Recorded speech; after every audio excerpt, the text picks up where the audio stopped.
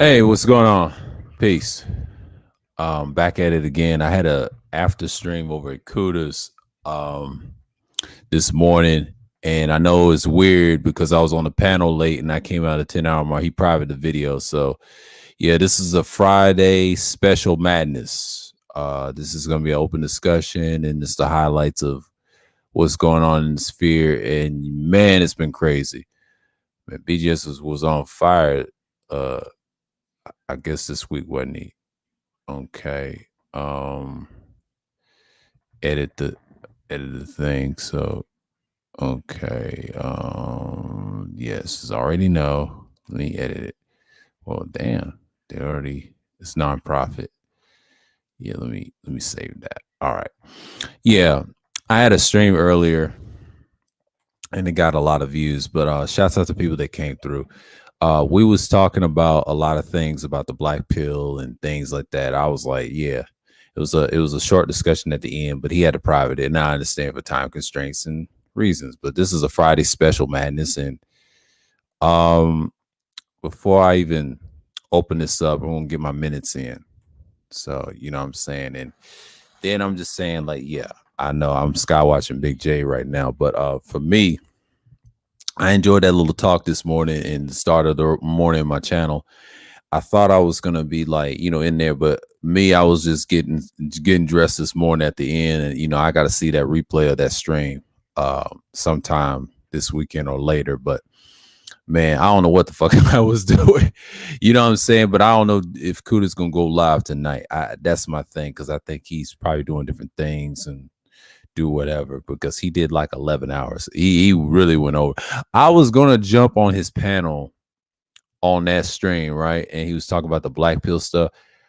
I was gonna jump on that stream, and something told me not to, but I did at the tail end of it. But yeah, I saw Warmaster on the stream, and he responded back to me in the comments. And after that, it was just all right. But it was like, but it was 10 hours in. I thought he was done. You know what I'm saying? I could have hopped on. Let me tell you something. I could have hopped on in between that, you know, but I was tired, man, from last night. And, um, I was watching Ty City and everybody, and Ty City was trying to what you call it, defend honest truth. You can watch it in the community tab if you haven't watched it. But for me, I appreciate his sentiments on that. They try to cancel dude, but he's funny. That dude with the dread in his head, yeah, he's funny.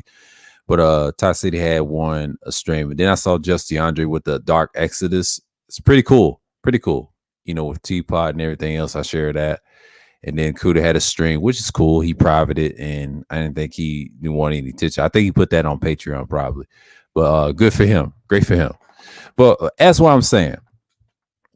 I enjoyed the after stream. It was 2 hours and things like that. And what's going on, Degenerate? Salute to you. And I'm just saying,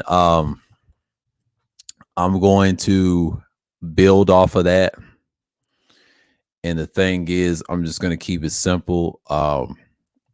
It was discussing, we was talking about the things, what happened yesterday with I had a stream yesterday with talk about J Speed and BGS. They had two different ideologies, different views, and what I saw from the Roger report, shouts out to Roger, and I think BGS did the right thing. They want to take the pro-black discussion to another area in his domain.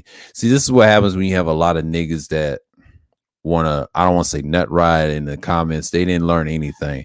You had two elders had different viewpoints, and I was saying this to Just DeAndre, that a lot of people like the nut ride. I saw it again over at Art New Style today. George, I think it's George Macon, and him went at it. It was a great discussion. They had a good discussion. I think Art had to jump out, and that was an interesting live that Art had, and I enjoyed it. He had it because for various reasons. He had it because, for one, they was talking about issues and black men and the women part, and I agree certain things. I kind of disagree with BGS on the woman part running the world. No, I don't believe that. That's just bullshit. That's done by design. They ain't even feminists.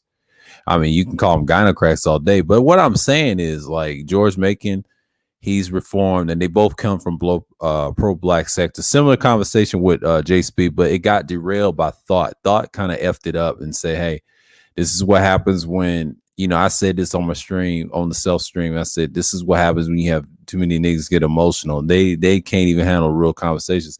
They got destroyed by this white boy named University Galaxy. And what I'm bothered by is dudes are so super ass emotional, like to shit.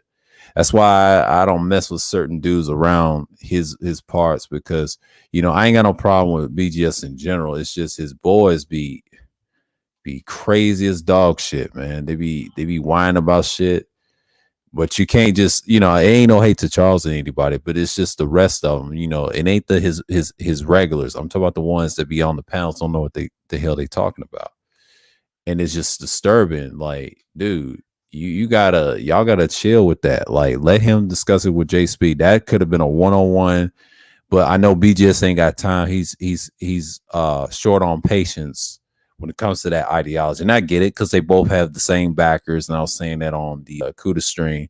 It was two different ideologies. Now, that to me should have been a debate. What a waste, though, right? Because you had people fucking it up in the chat, and I get it. They just want different things. And this is what I'm going to discuss tonight. That's just one topic of many. My problem was it could have handled better. That's what I saw, and I think them two should debate those views and set it up with Teapot, because what I want to learn is what makes them any better. What are their views of any better, especially the Igmore thing and the pro-black stance.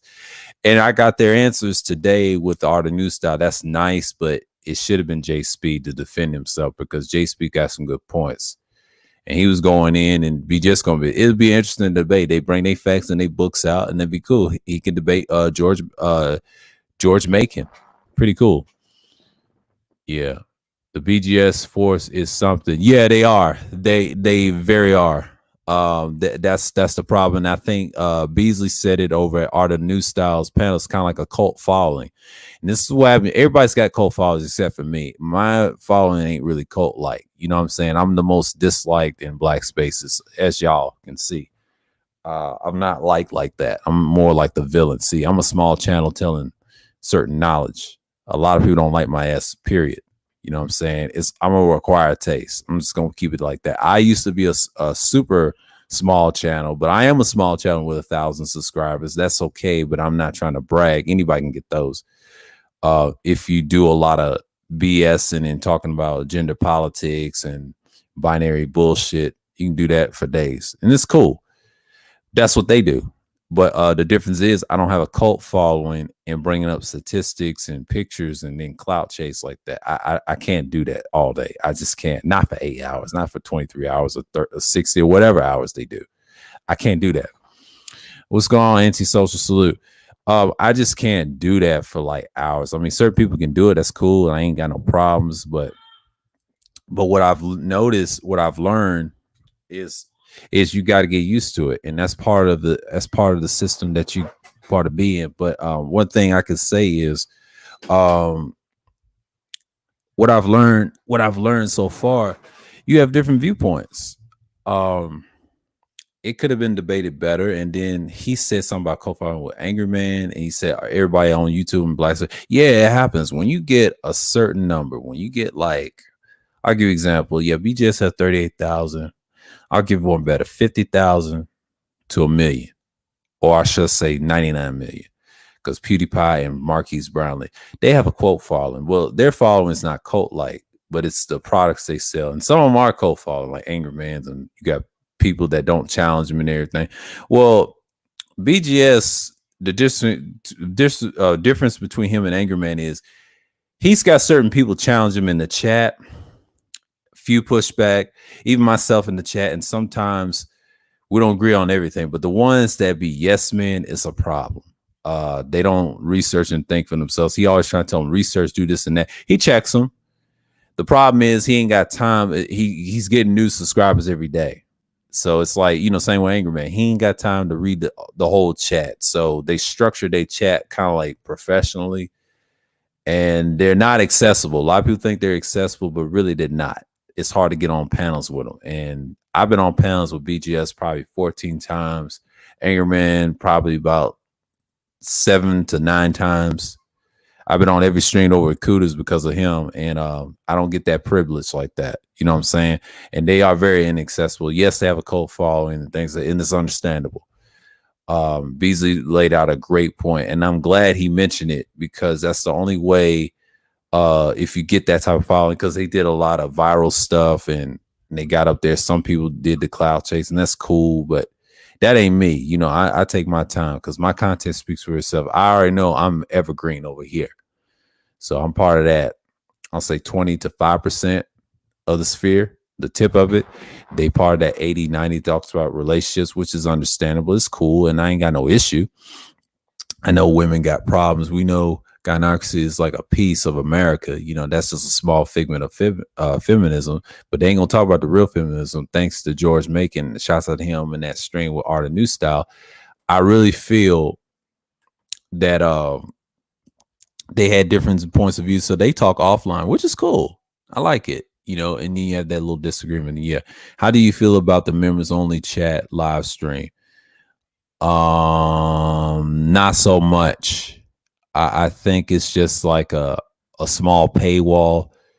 It don't make you stop trolls. They still pay for your super chats, and most people say that's a bunch of cowardice.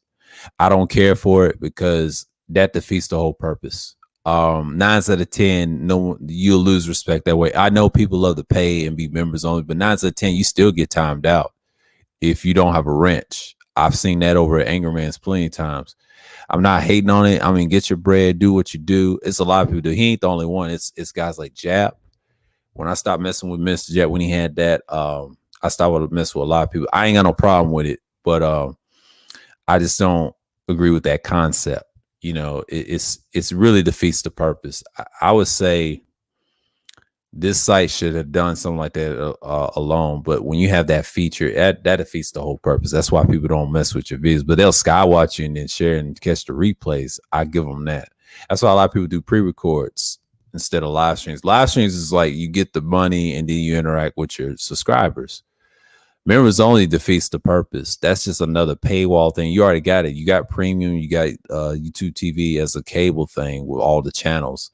So what's the fucking point? You know, that right there. See, I'll say it like this, another video sharing site will replace them based off that. And people get tired of it. I've seen this a lot at Vimeo and other places. But when you have a live stream chat, nobody's not going to fuck with that feature. I'm telling you that right now. It's not going to sell very well.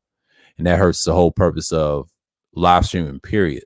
You know, it don't, you're not really honest. You're defeating the whole purpose. You can't take criticism. That's how I look at it. That's just my preference of it. Some people look at it differently, but my viewpoint is that is a form of cowardice. You can't handle trolls. I can. Just block them and delete them and get them up out of there. I chop heads off over here. A lot of people ain't built for that. I'm sorry to tell you. Even if I have a lot, BGS blocks trolls. He don't believe in members only. I don't either. If I had his subscribers, I do the same fucking thing. If you come in here to bullshit, because everybody's listening to different things in a live stream, so you got to pay attention to what's going on. So what's going on over here? I don't really have a big issue with it, but I can't understand why there are content creators that have crap ton of. Yeah, I mean, yeah, that's understandable, degenerate, but same here. But some people look at that as a form of cowardice, and I understand. I can handle trolls. I have no issue with trolls. If trolls come at me, so he's up out of here. He can dislike and do whatever. You know, don't do no weird stuff. But trolls gonna troll you in the super chats. There is a way around it. Trust me. And I think Angerman knows that. That's just a silly feature. Period. I mean, I don't think people should have it. I think they should just understand how trolls work and study the internet game.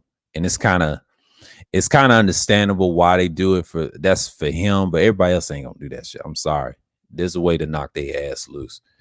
When my channel gets big, yeah, he's only chat. Yeah, good luck with that. I mean, that's cool. Ain't nothing wrong with it, but I'm just saying, ain't nothing wrong with it. I just have an issue with it because that defeats the whole purpose. A lot of people ain't gonna like that. I'm just gonna tell you right now. It's cool for a while, but you're gonna get tired of it after a while. Trust me. Yeah, Friday the 13th. Yeah, what it do? What's going on? Yeah. Shouts out to Earth got it, aka Pastor $40. Check out his channel, y'all. Y'all go subscribe to him. The man's kind of crazy at Rogers today, man. He's wild and new. Yeah, I know you are. I know you's playing, but I hope not, because that defeats the whole purpose, man. I get why Angerman does it, and I think Beezy made a great point about they don't call out his little fuck shit, but you know, it's normal. You know, everybody doesn't expose him already. He's already been doxxed by GMT, but it's personal. A lot of it's personal. They ain't put no cease and cease letter. How can he had a cease and cease letter? And then he did a live stream on oh boy, Psycho Candy that I just had on the panel. That man is not done. Ain't nobody paid that man. He does what the hell he wants to. He probably sued back to Angerman. See, Angerman needs to calm down and just do his content. I mean, he's a great content creator if he wants to get up there, but he has a cult following. So it's no hate towards the man. I'm just saying 9 out of 10, he should just stick with it and don't worry about these trolls. That's what's holding him back. That's what happened to Tommy. Tommy worried about so many damn trolls, and that's why you don't see him at KS level with 1 million. And then 9 out of 10, you got to stick with the content too. What's been going on in Reg, I don't fuck with him. I don't even mess with him.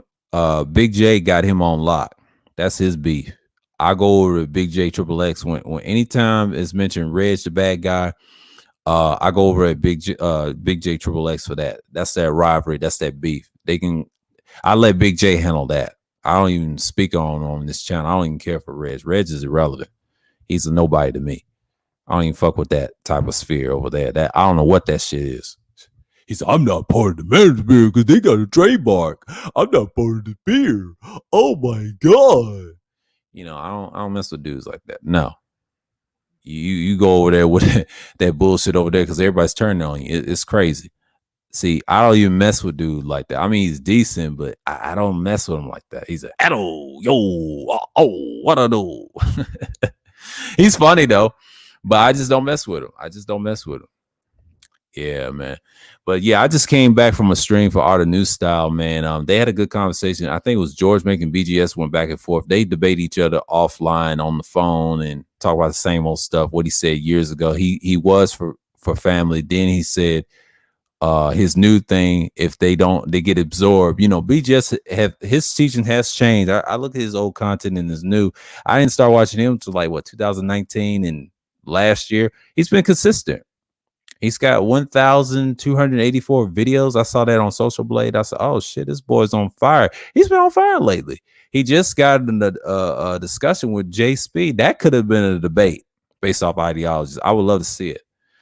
But knowing BGS, he ain't got time to defend the Igmore shit or the pro-black. But here's the thing, they both got backers they cool with. So, you know, they both in LA, and it's not that hard to find them. I get it. So, as what I'm saying, that could have been resolved in the teapot debate. Everybody should have seen that, and that would have got some numbers.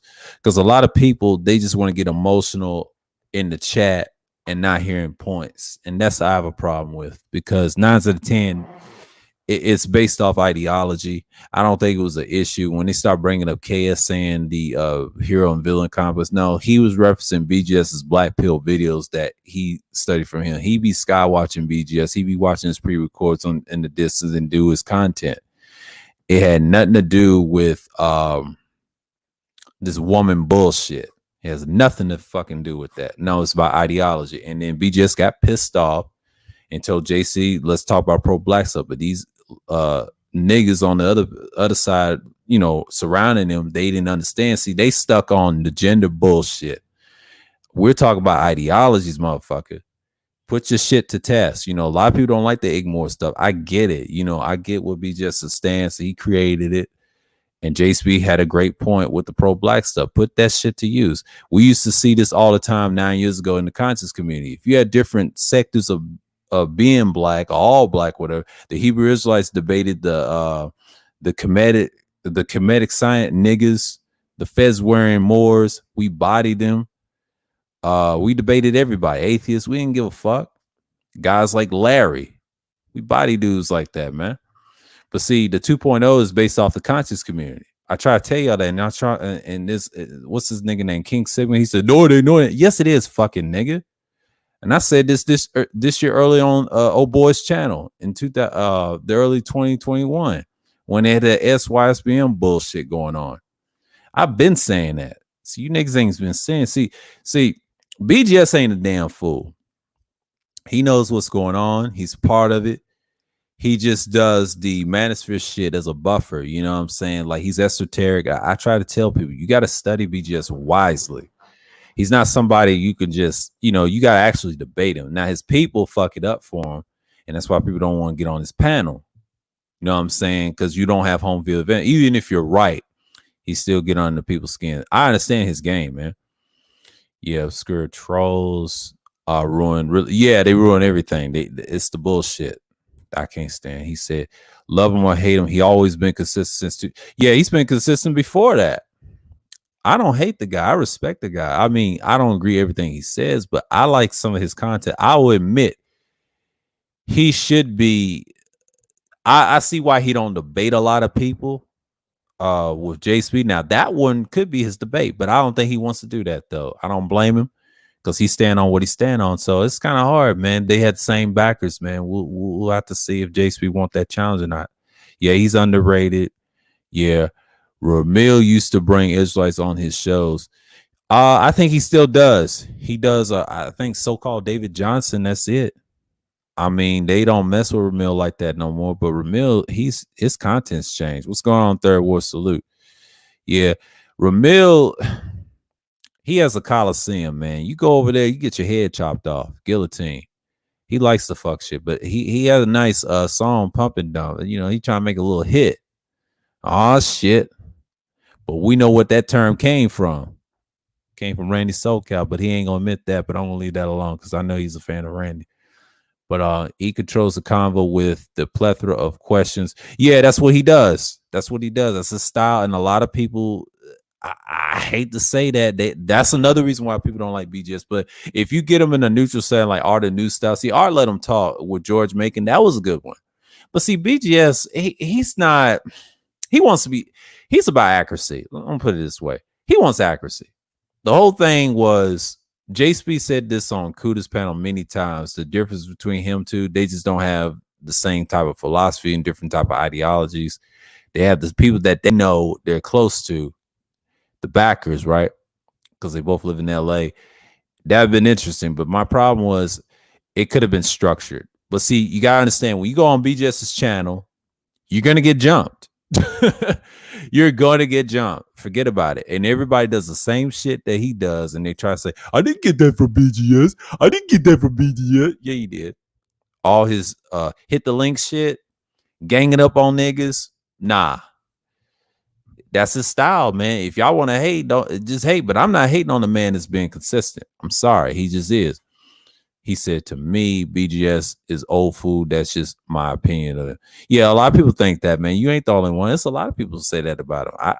I just stay out of it. I just let him hang himself, whatever. But but I never debated him. I just let him say what he's gonna say because I know how he is. I know his type. I have folks like that around his age. So when you 60 something years old, there's no reason to debate him. He's gonna stick with his knowledge, and that's what it is, man. Gang peace. I remember seeing debate. Yeah, and we used to slaughter the shit out of them back in the day. We used to body their ass because they was seeking bullshit. Them and Seti. Seti wasn't ready. He was beefing with the MSTA, which they created the Nation of Islam. A lot of niggas don't know that. And he was bodying them with information, with the the P-file shit going on. He was debating Dr. York and things like that. But I try to tell you, this has been going on for years. Let me tell you a secret. I talked to a guy that's a Moorish guy. I don't know if he's part of MSTA. His name is John Duke DaCosta, something like that. Close friend, right? Online, right? On Google Hangout, in the Messenger, in the email. And we're real close. So yeah, I ain't got no issue with those guys. I just made a strong statement video. I told the history. I told the truth. If they don't like it, well, they can go fuck themselves. They one of those ADOS FBA dudes, man. That's all they are. FBA ADOS dudes is nothing but feds wearing, Negroes, niggas that's in feds, right? MSTA, that's them. That's all it is. And they claim they want to be what, Native American, the Indians and shit. And you got a lot of black folks in the conscious community don't agree with that. You know what I'm saying? And that's the problem. And that's what you see with the Ickmores is almost like that a little bit. They align with them. Because you do see it at Roger Report. If you pay attention, some of them did come from the conscious community. So I agree with that. And the other parts, they just come from different red pill spaces. That it's a combination. That's what 2.0 is. 3.0 is different. They're offshoots of City and O'Shea, not Angry Man. Angry Man's got his own clique. And they talk about the clicking up thing. Shouts out to Gay Babe. Yeah, that's the truth. But yeah, man, I ain't even worried about it. They discuss it on Art and they gone live longer. So I think Art's going to extend that live stream and then probably create another one. Yeah, pretend it's Boomer. Yeah. A lot of people can't stand boomers like him. He ain't the only one that's hated. He even said himself. Let me tell you something. He even said it himself. That shows you I respect a man admit that he ain't perfect either. He just tried to be accurate. And I get it. Everybody's not gonna like BGS. And I know at first I didn't care for him at first in 2019. And then I looked at his content. No, he's a smart dude. He just have different viewpoints. That's all. You know, you just gotta look at his angle. You gotta spit the meat and eat out the bones with him, but you understand who he is. So yeah. BGS said he would do a guy in this. Yeah. And niggas let that shit slide. Oh, they still come at him with that third war to this day. He just, you know what the secret is? He's got a lot of writers, supporters on the panels protecting him. That's why they let it slide. Think about it. Think who be on the panels of Art of New Style. Pay attention though. He ain't gonna let you get that shit off on him. Them other people won't let it get it off. See, BGS don't care, but them others care. Like EA the Juggernaut. He's one of them. So they gonna protect BGS. But ganging up is a common thing in the mainstream. Yeah, but the main ones is BGS's panels. He is so protected. He's not accessible. And you can't come at him like that. I'm sorry. I don't care who you are. I don't care if you're the smartest PhD guy. I don't care if you're a world scholar or a Rhodes scholar at that. Let me stop. He's still gonna try to crush you with his little PhD dudes. And they love him. And I agree with Beasley on this. Yes, it's a cult following. And that right there, y'all can debate me on that. But that's a cult following. I don't care who it is. That's anybody. I don't have that type of following. I'm sorry. Because if you look at the views in the live stream, you can see who has a cult following. I do not. I'm not that dude, man. I wish I was that dude. But I'm not. I don't want that. Because a lot of people subscribe to you for different reasons. Think about it. And I learn a lot from these panels and channels. I'm like, oh, shit. They love this dude. And he tries to say, they hate me. Shit.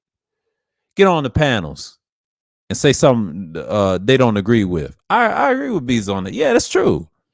That's why it's not a real space. And they let a woman, wherever it is, run the sphere. I get shots at the Tatsi on that. Yeah, we don't know what that thing is. I don't. I never supported them. So, hey. He said, I don't fuck with ADO's F bullshit because nowhere at the end. Yeah, they're nothing but feds wearing dudes, man. Those are MSTA guys claiming to be Native Americans. That's all it is. If you pay attention to the conscious community, that's all it is. He said, some jail shit. Don't look at me, little puppet. Yeah. That's BGS for he's right. Yeah, the problem with this space is too many subscribers and support idolize and worship these content creators like certain people and support their content, but I don't worship these niggas. No, I don't either. I say fuck them. If they do me wrong, I cut them off, man. Like, you got to be careful, man. This is what Bees was saying about that cult following. I agree. It's not even an issue, man. It's just like people just want to be seen. They want to be heard.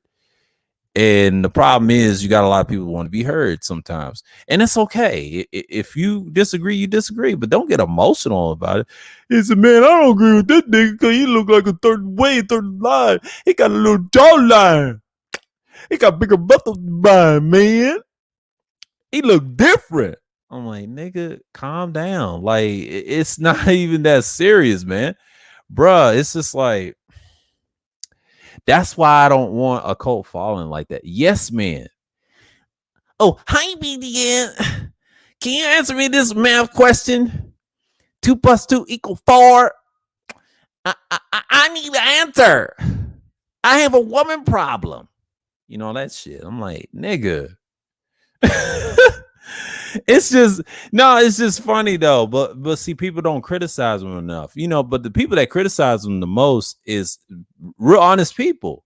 They ain't even no scholars. I mean, they smart, but they ain't trying to be smart. You know what I'm saying? You got to play that game with them. See, BGS, you got to understand, he's legendary for this shit. And I'm not even mad though. That's the funny thing about it, because once you learn about him, you get used to him, and you don't get upset for years about it. And the one thing I can say about it is he is consistent with certain information.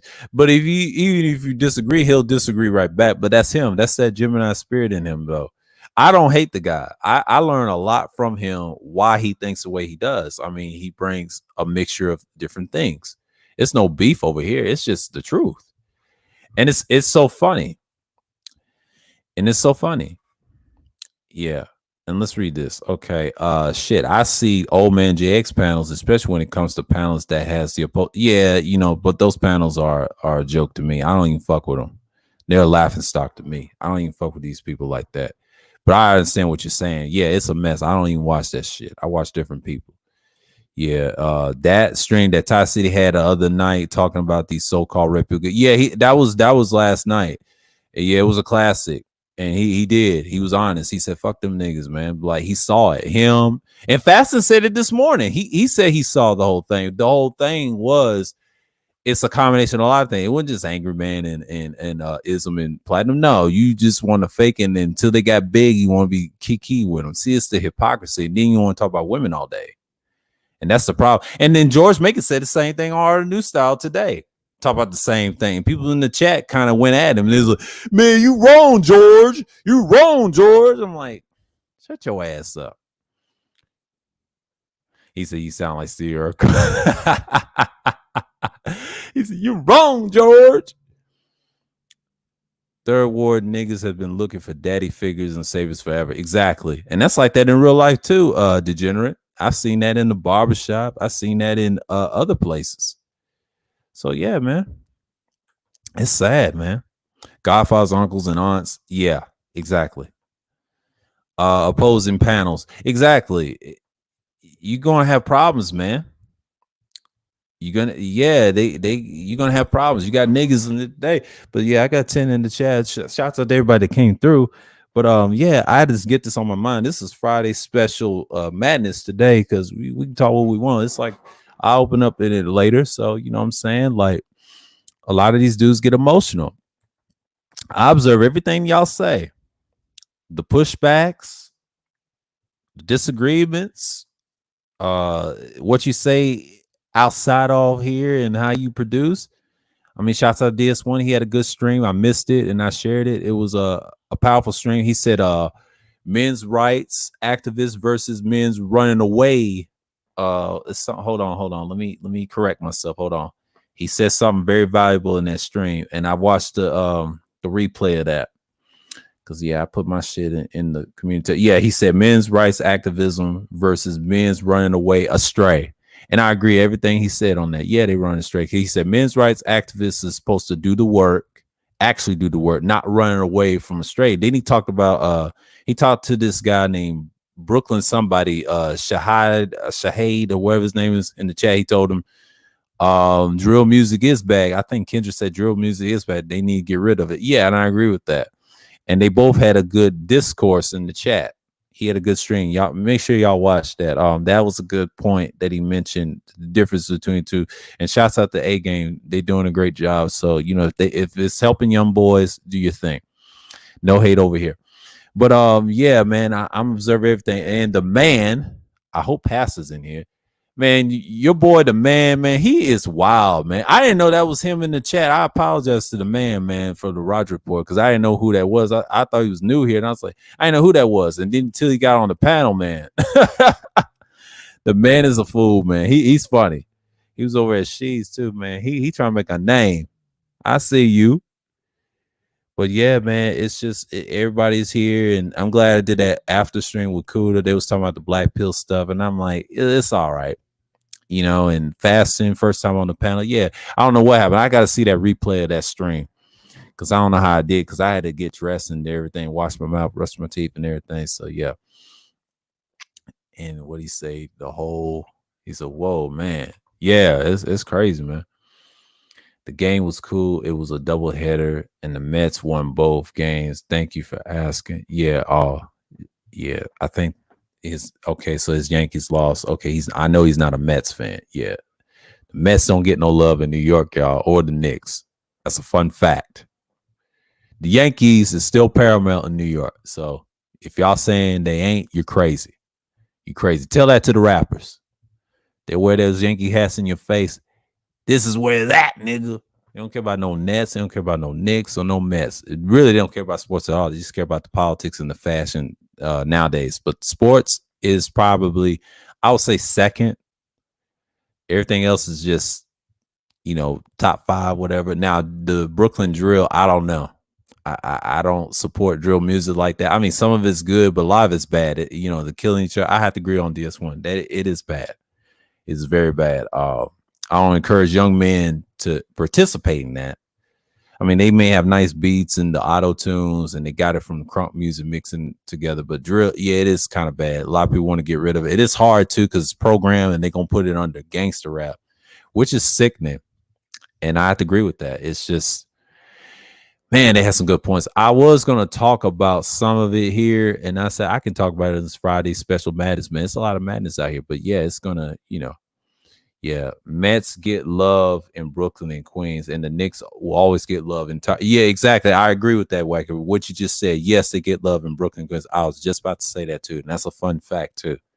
They just don't get all love from New York like that. I mean, people get it twisted, but you're right. See, he from NY, y'all. He try to tell y'all. It's a fun fact. Who told y'all New Yorkers hate the Knicks? The Knicks are loyal Knicks fans, except for me. Yeah. Some do love New York, but it depends on who you talk to in the boroughs, man. And people, I used to work at this job. They do like them. That's the ones that's born and raised, but the ones that ain't, those fair weather fans that like the team hop, man. I don't know, man, because y'all got a lot of people up there. See, I don't know who's native, who's not. It's scary. It's just like I give you an example about the Braves. I'm a Braves fan from another state, right? I'm loyal to that team, right? Because we don't have a team in Tennessee where I come from, but that minor league team, that's it. But outside of that, you got a lot of fair weather fans. They everywhere, man. And I've noticed the more I learn about sports when I get older, you got a lot of fake fucking fans. And the Warrior fans is just a shame.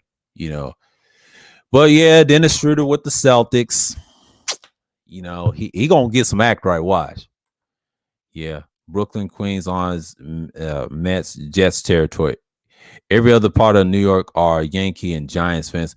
That's that right. You just said. I agree.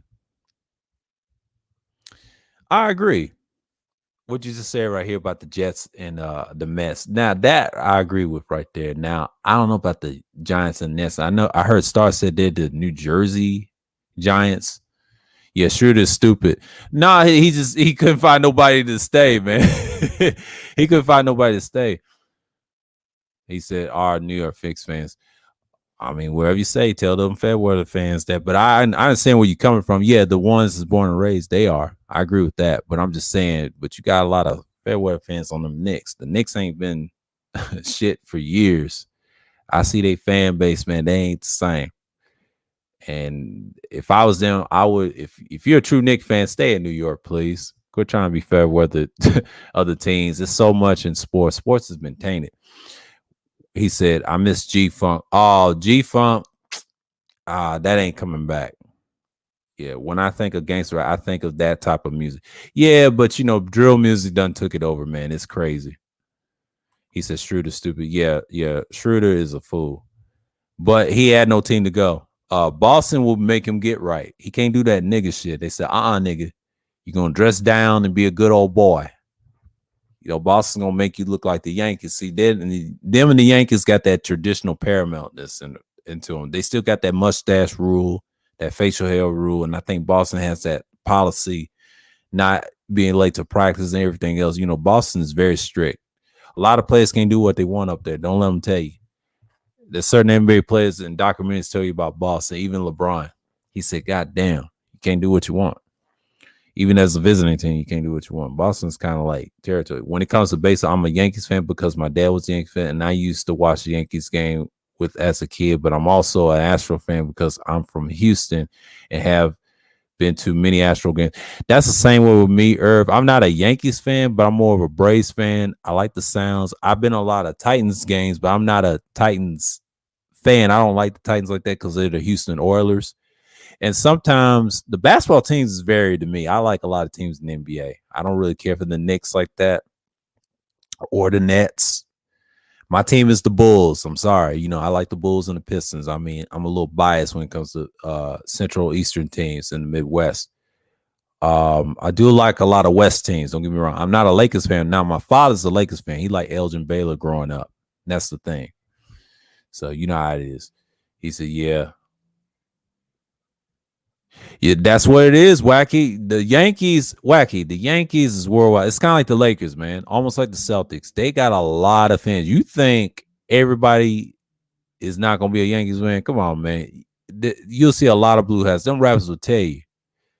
That hat is respected in the South.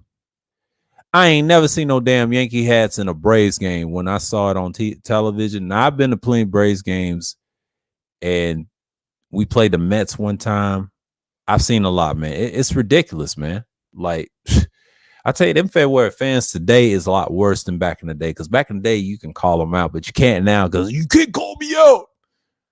I'm a real fan. I'm like, all right, nigga. All right, boy. Crazy. Yeah, what teams do in the Northern Jersey and Long Island identify with? Well, I would say Jersey identified the Red Devils. They used to identify with the Nets. I do know that, and I think the New York Giants because it's on the edge with Jersey and New York. But I think Starr said it best. He said he wished they would call them the New Jersey Giants, and it's so true. Yeah, it's in Jersey, in that little area. Long Island, that's a whole nother story. I think they mess with the hockey team, and that's it. I mean, they mess with a few teams. It depends on who you talk to in those boroughs in Long Island and Jersey. I talked to a few people. I talked to one Giants fan. He says he's from Jersey, but he's on the line of New York. So he's a Giants fan, which is deep. But he doesn't like the Eagles or the Jets. You know, that explains it right there. So, yeah, I used to work with a lot of people. Yeah, I'm a Texas fan, but by default, I'm about to start a petition with the Oilers back to Houston. That ain't going to happen. Third world, that shit ain't gonna happen. I mean, that's a great dream and a great wish. That shit will not happen. They will slap the shit out of you. I'm like, who's this Suavemente dude trying to buy back the Oilers? They try to say, bro, stop it. You tell them rednecks in Nashville about that. They ain't gonna let you have that. They'll give you a team. I know the Texans is cool, but I didn't even like the Texans like that. I couldn't get into them. I respect the Texans though. Don't get me wrong. I mean, they have some good players. Did they get rid of JJ Watt? I'm curious. Man, that's gonna be a tall task. When it comes to basketball, I'm a Rockets fan. Yeah, I like the Rockets. That's one of my teams I like. But besides that, I like wearing Chicago Bulls because being a tourist, I like the Bull mascot. Yeah, the Bulls mascot is cool. Yeah, it's cool. I still like the Bulls. You know what's funny, Third World? I like both of them teams. I got a lot of teams I like in the NBA. It's so many I like. I have a list of East and West teams I used to watch as a kid because I used to read a lot of basketball. I used to play basketball too. And those are the teams I really like. The Rockets, all the Texas teams, right? And then all the Central teams. I don't really care for a lot of Atlantic, Eastern teams. Only ones I care about, I think it was Toronto. Who else I care? I didn't care for Boston. I'm neutral with Philly. And I think that's about it. I don't care for all the New York teams like that. No. Or the Nets. No, I ain't into that. Or the Celtics. I don't really care. But the Raptors, I'm neutral with the Sixers. That's about it. But it's a few other teams. Now, the Southeast teams, of course, I like the Hawks. I didn't always like the Hawks. Did like the Miami Heat and the Orlando Magic. That's it on the East. But the Hornets and everybody else, not so much. The Wizards, not so much. No, I'm good on that. He said Northern Jersey with the Knicks or Nets, Yankees, Rangers, and Giants. Long Island identifies with the Mets, Jets, and I'm going to read this again. Wacky's correct. Yes, the Knicks do. North Jersey does identify with the Knicks. This is so true because you got a lot of Jersey fans fuck with the Knicks. You got some of them that was born in Manhattan fuck with the Knicks. So yeah, diehard fans right here. And the Nets, which is true. Jersey, it was called the New Jersey Americans a long time ago. Then they became the New York Nets. Then they went back to, I think they became the New Jersey Nets in the different decades. Then they became I think they went back and forth. I forget their little history, but the Nets have a interesting history, but they became the Brooklyn Nets later on. But I forgot how their history would line up because I remember they were the New Jersey Americans in the ABA. They became the New York Nets, and then New Jersey Nets in the NBA. They stayed as the New Jersey Nets for years, and then they called themselves the Brooklyn Nets later on. So yeah, I always refer them to as New Jersey. Me and my dad remember them as the New Jersey Nets instead of Brooklyn. I don't know why, but Brooklyn loves them to death. But yeah, it's true. And the Yankees, that's so true. The Bronx area, North Jersey, yeah. Rangers, Giants, yes, that's Jersey. Yeah, they identify with them. They love them teams. They'll tell you that if you meet a Jersey person. They told me that in the workplace. Long Island, yeah, they identify with the Mets and the Jets and the Islanders and the Knicks. That is so true. Now, North Jersey does mess with the Nets sometimes. Yeah. But it's a lot of it equals out with the Knicks. I give them that. Now the Mets and the Jets and the Islanders, that is so true. That is so true. Because I've noticed that. If you ever talk to those people in those regions, they'll tell you that. He said, I think the Texans got rid of JJ Watt. Oh, okay. Appreciate you with that. Yeah. I thought so. Yeah. Left free agent signed with the Arizona Cardinals. Yeah. Appreciate it. Yeah. Yeah. Oh, Cardinals going to be good on defense. He said the Bulls is going to be a good team in the upcoming season. Yeah, DeMar. Yeah, I know. Alex Caruso, he's okay. He's okay. That's going to be a decent team. I'll give him a shot. South Jersey identifies with the Eagles. Yeah, Eagles. Yes, Philly and South. Yeah, that turnpike. Yeah, I agree with that, Wacky. So true. Houston's feel about the Cowboys. Oh Lord, that's a Dallas thing. I don't know about Houston. I don't think Houston like Dallas like that. Yeah, the Nets used to play in Long Island when they was the New York Nets, and that's facts. That's so true. I agree with that. Mm-hmm. And Wacky World, the true South Jersey suburb of Philly, yeah. And certain NBA teams got dope jerseys and hats, and I love the Rockets, Bulls, and the teams that you mentioned, Third Ward. I like the Rockets, the Bulls, the Heat, the Hawks. I wasn't always a Hawk fan. I was a Hawk fan later on in, I'll say, early 2000s back home, and then moved here in 07. Sixers, they're pretty cool. I'm neutral with the Sixers. Knicks got some cool hats. I'm not a Knicks fan, though, but I like the Raptors. Now, Lakers, on the other hand, has some dope hats. I'm not a Lakers fan, but my parents are. One likes the Magic Johnson era, and the other likes the Elgin Baylor era, but they do like the Lakers as a whole. Now, I am a Seattle fan. That's my favorite team. It's fucked up that they went to OKC. I am a big Sonics person. So my Rockets, Bulls, Heat, Hawks, Raptors, and the Sonics is some teams I really like. I have a list of teams I like, and I like certain players that came out of there. Now, them other teams you mentioned, I'm neutral with Philly. Knicks, not so much. Lakers, not so much. But I do like the players they have. I'm not gonna lie. They have some hard ass hats. I would like to collect all of them because I'm a basketball person. So I'm not gonna lie. I will rock their hats for some show, for show. For style points if I have to. Yeah, Long Island is considered the birthplace of the New York Jets, thus by default, yes. And yes, it's Jets territory, which is so true. I agree with that. Thank you for confirming that. Yep, yes, it is. He said, the true historians do not like anything Dallas. There you go, the degenerate. There you go. Thank you, Third Ward. And there has always been an underlying competition between Houston and Dallas for which city is king of Texas. Yeah, that too. Dallas got their own competition, South Dallas and the mainstream Dallas. So, the guy broke it down, that rapper. It's deep. That's a villain town too. But Houston's got their own reputation. But they put those Houston rappers on, man. But it's a Texas thing. It don't really matter. As long as Texas is on, y'all thriving, y'all eating, getting your music in. It ain't what it used to be because all I hear is Yellow Beezy now. And then what's his name? What's that Houston rapper y'all got They claim he's a pimp. To me, he's not a pimp. What's his name? That Houston rapper you got third award, the black guy. I be looking at the Dallas Global. What's his name? He's something. He's something. I forget his name, but he escapes me. But he's popular in Houston right now due to the drill scene. I know Yellow Busy does Dallas. There's a few others, but Houston. Yeah, Sauce Walker. Thank you. Yeah, that's y'all's boy. He's running the show down there. I was about to say, but thank you. That name escaped me. Those old school black, red, and purple throwback Raptors jerseys was a dinosaur on it. It was. That's my favorite. McGrady and Carter. Yeah, I grew up looking at the Raptors. Even though I like the Bulls more than them, but them Raptors, I ain't gonna lie. Them shits is hard. Them shits is tough. Tough, boy. Yeah. Oh, shit. Let me...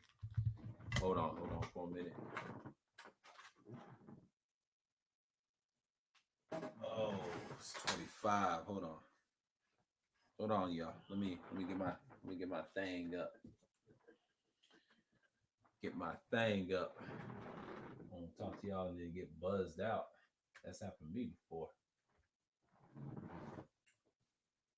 And I can't stand the whole drill music, whether it's I can't either. I mean, let me pin this. Yeah,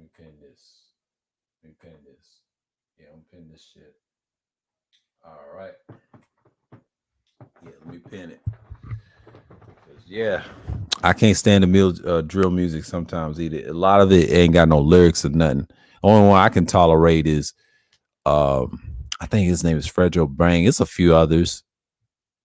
Yellow Bees, and that's it. But outside of that, I just can't. Now, Chief Keef did it good, but it is destructive. I'm not gonna lie. I agree with DS1. It is very fucking destructive. It's very destructive. That's not helping young boys either. But he said, I don't like drill music either. Yeah, nobody does. I mean, a lot of it's just trash. 10 to 5 years from now, they're done. I'll say 5 to 10 years from now, they're done. So I understand the drill argument. But you got a lot of people love drill music, but you know how it is. Oh, hold on. Into the stream. Hey, what's going on? What's up? What's going on, dog? What's up? Yeah. How you like the Yankees game? I saw you had a Yankees game. You was out there. No, I was at a Mets game. Mets game? That night. Yeah, that night the Yankees was playing in Iowa against the White Sox. Okay. They had that was later on the nighttime, so I was watching that on TV, but I was watching the Mets game. Yeah. I wore a Yankee hat though. I wore my Yankee hat to the Mets game.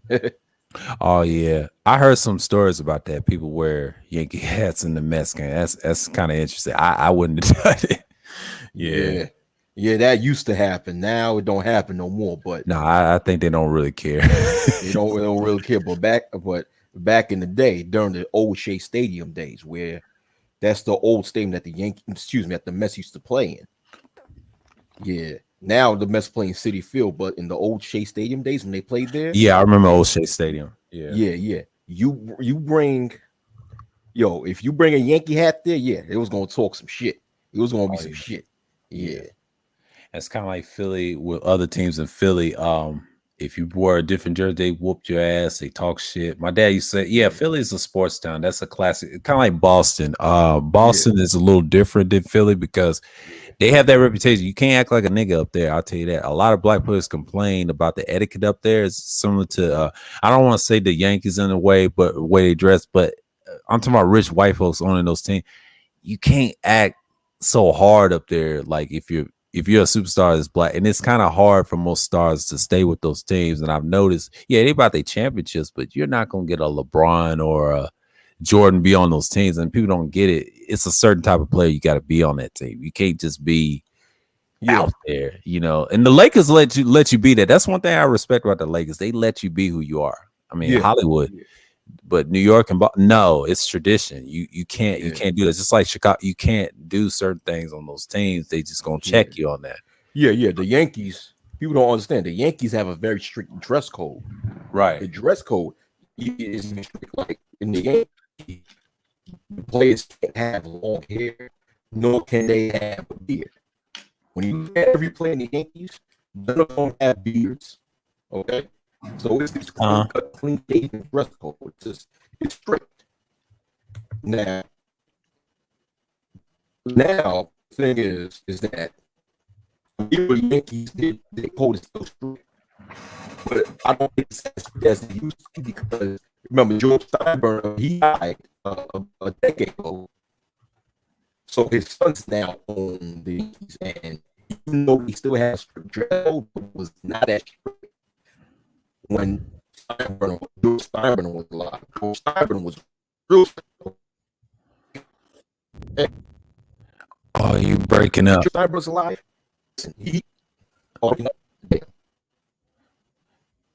I heard what you say about George Steinbrenner. Yeah, he was breaking up. I was gonna let you finish your point. You good? Yeah, I'm good. Can you hear me now? Yeah, I can hear you. Go ahead. Oh, okay. No, what I was saying is that when George Steinbrenner was alive and he owned the Yankees, he ran that team with an iron fist. Mm-hmm. Oh man, he dropped. Oh wow, he dropped. Hold on. Let me.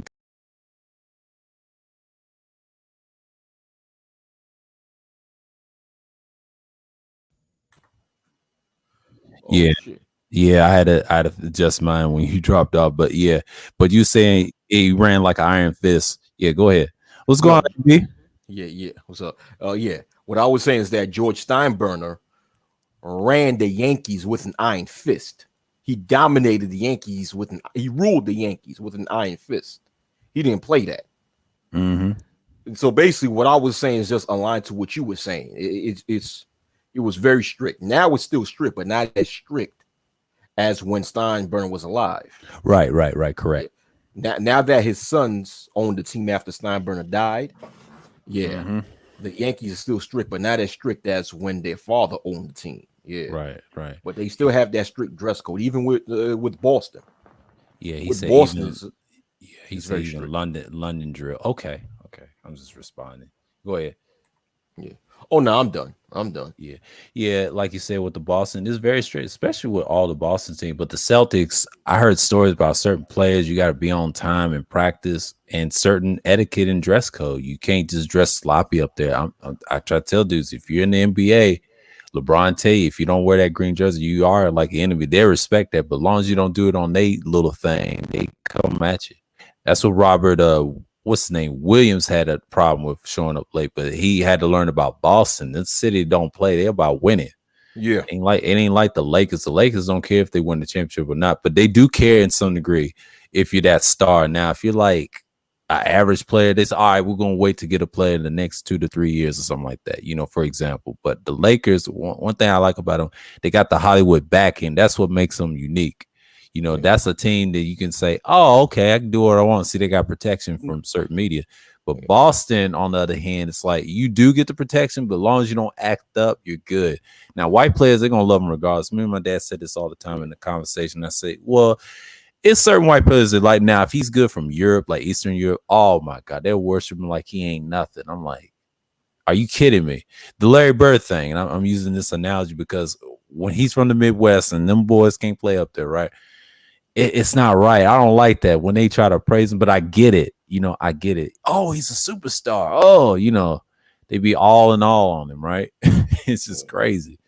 But it's crazy, man.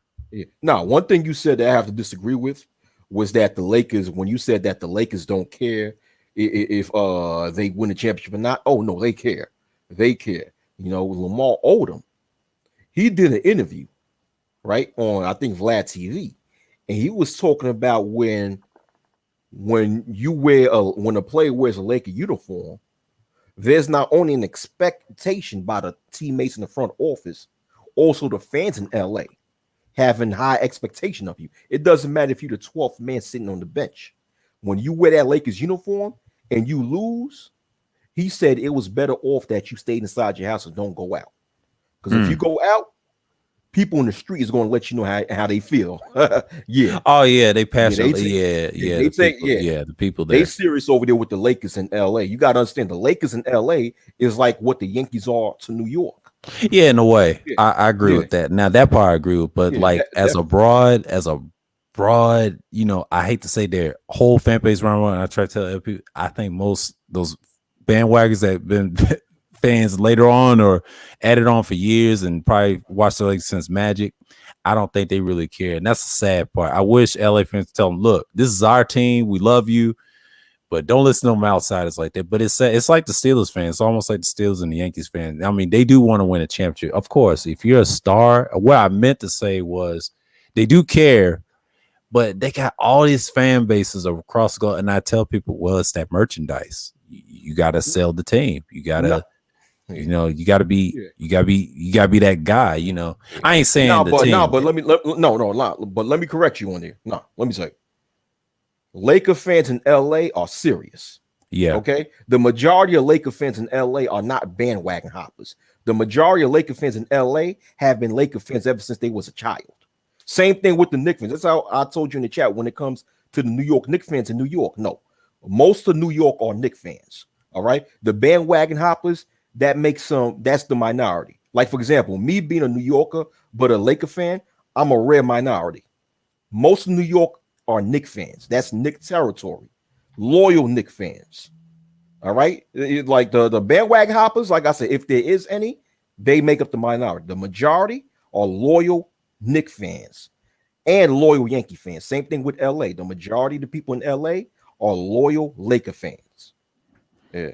Yeah, the Laker fans. Yeah, they are Laker fans. I would say about a good probably about 80 to 90%, but the minority, I'll say like 15 to 5 now, because back in the day it used to be 5%. Now it's 15. It's getting ridiculous because they bounce different team to team. And here's my problem. How can they like the Warriors?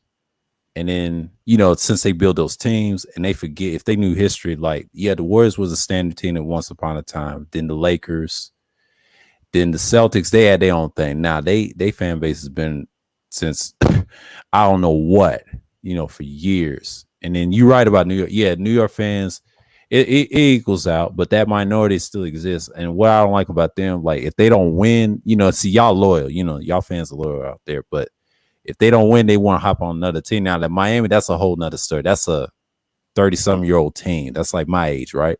It's like what, 33? Yeah. That team had been around since I'll say 88, you know, but their fan base grew. It was organic, you know, see like that. See, they ain't seen the championship since probably like Dwayne Wade. That was like their first championship. But that next year was shocking that LeBron beat that team. And the sad part about it was, you know, Shaq was on the decline then. So, you know, you have to understand, like, Miami just didn't have it. And when I look at that series and see LeBron was young, he had to learn about the finals. So that was a whole nother team. But those teams, but those bandwagons, they exist. But what's wrong with modern NBA? Most people are trying to say, why is the league finesse? Well, that's part of it. It's a combination of a lot of things. But the loyal fans, they try to keep them in check. But 9 out of 10, it'd be like, damn, you know. But I think the Lakers picked up some good pieces in the draft. I don't know what they're doing in the trades, but they'll be all right. But that Westbrook thing, oh man, that was terrible. Now I had to agree with you on that. Westbrook, we're gonna see, but LeBron will ship you out. We'll see. I try to tell my dad, we'll see. I know he's a Lakers fan, but hey, I hope they ship him out. But if they don't, they ain't shipping LeBron out. LeBron ain't not LeBron. I'm talking about Westbrook. I'm talking about Westbrook. Yeah, yeah. But think about it. Think about this. The Wizards was willing to give Russell Westbrook to get 3 role players and a draft pick. You know what that means? That means that the Wizards were so desperate to get rid of Westbrook. They didn't want him. Right. He can't really do much. Like, he didn't make a difference in Houston. He definitely didn't make a difference in Washington. And listen, check this out. This out. Now that he's in LA had to make moves to get many more pieces because he can't make a difference. You know, you got to have many other pieces. Right. Yeah. But I was thinking about OKC. That, I mean, he started off decent. I mean, he's never was a great shooter. No, he was a Yeah. triple double type guy, and that's interesting. They try to tell LeBron has to play for. This is what my dad told me how they restructured their roster in the front court and in the office. I'm like, how can they do that? Now LeBron's still gonna dribble the ball. I don't care what nobody say. Of course. Westbrook, that's gonna be interesting as hell. So they Yeah. want rest play points. See if LeBron wants to go down low. 9 to 10, LeBron doesn't want to get banged down low, knowing him. Now I know he has that injury, but man, we'll see. You know, but hey, if he messes up, I heard this. LeBron may try to tell him you better ship Westbrook out. He better, but if he don't, I don't know. People look at the championship, you know, it's all about that championship. I know why they got him because one, they saw Harden and Kyrie Irving, you know, they're friends. Yeah. And then Katie's got their friends, right? And then so you know what? Westbrook did, you know, I don't know what they told Westbrook. Said, look, you can play with LeBron and win the chip. So he's gonna have to tone his little triple threat game, triple double game down. So, you know, we're gonna be see if he's gonna make him a jump shooter. I don't think Westbrook's gonna like that. That's gonna be another thing too, because I don't think that's gonna mesh well. I'm just saying, you know. No, it's not gonna. I don't see it meshing well. I just don't. But and the thing is that you didn't really. The Lakers didn't really need a Westbrook. I know they needed a point guard, but they could have got somebody from the free agent market, like what I was wishing the Lakers get was I keep forgetting this guy, Kyle Lowry, Kemba Walker, who was a damn free agent. You know, they could, because of course I knew that Shooter was not going to come back to the Lakers. So that's extra money. That's extra money right there. Yeah, he was trying to find another team. Yeah. And they shouldn't have let Andre Drummond go like that. They shouldn't have traded KCP or Montrezl Harrell. I don't care for Kyle Kuzma. I didn't either. I don't care for Kyle Kuzma. And I was going back and forth with some dude in one of my videos about Kyle Kuzma. And then I had to block him because he just want to get the last word and shit. You know? He was trying to say Kuzma is a good player. It's just that he couldn't fit in the system that the coach wanted him to play in. I said, nah, that's bullshit. He said in the system, he said, well, you know, Frank, what's the coach for what's the name of the coach for the Lakers? Frank Vogel. Frank Vogel, right?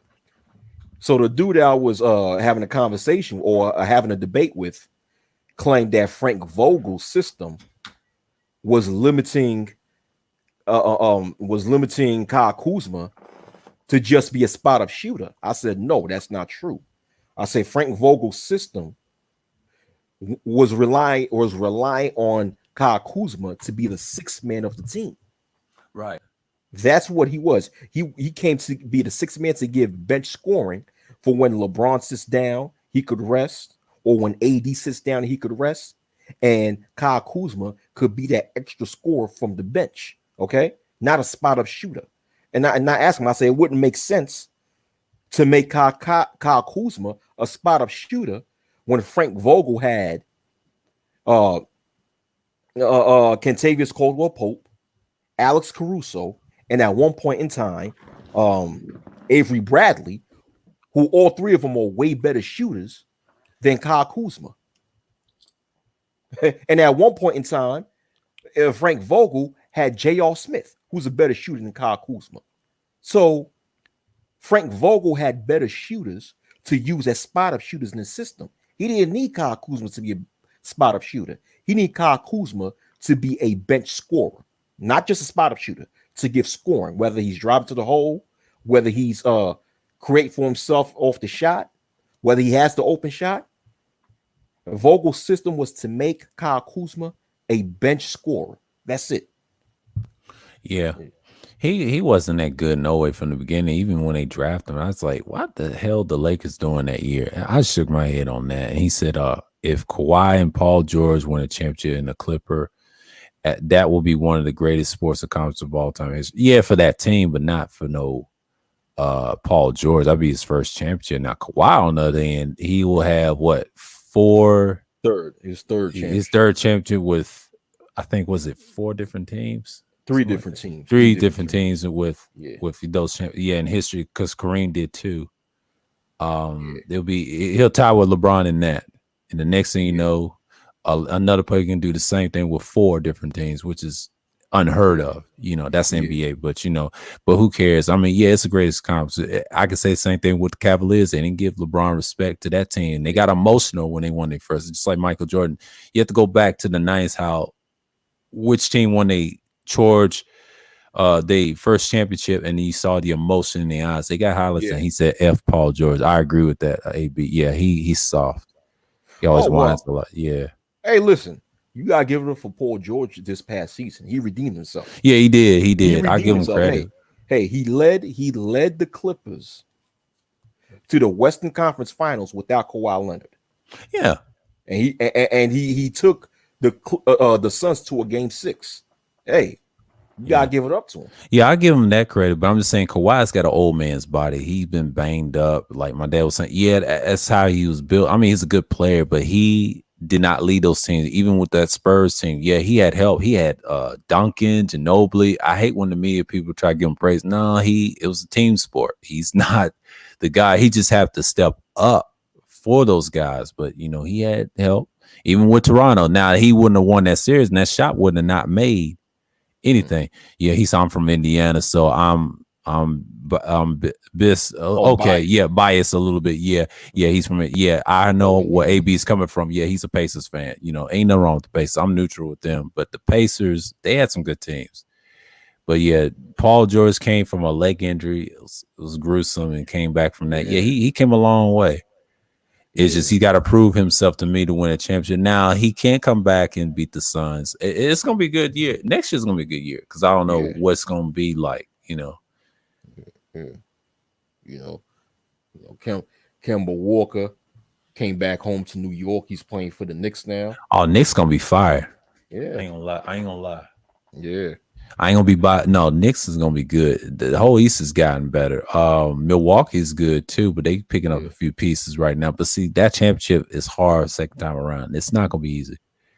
But Giannis gotta work on a lot of his skills. I would say, well, he's doing it now, but he's gonna get better.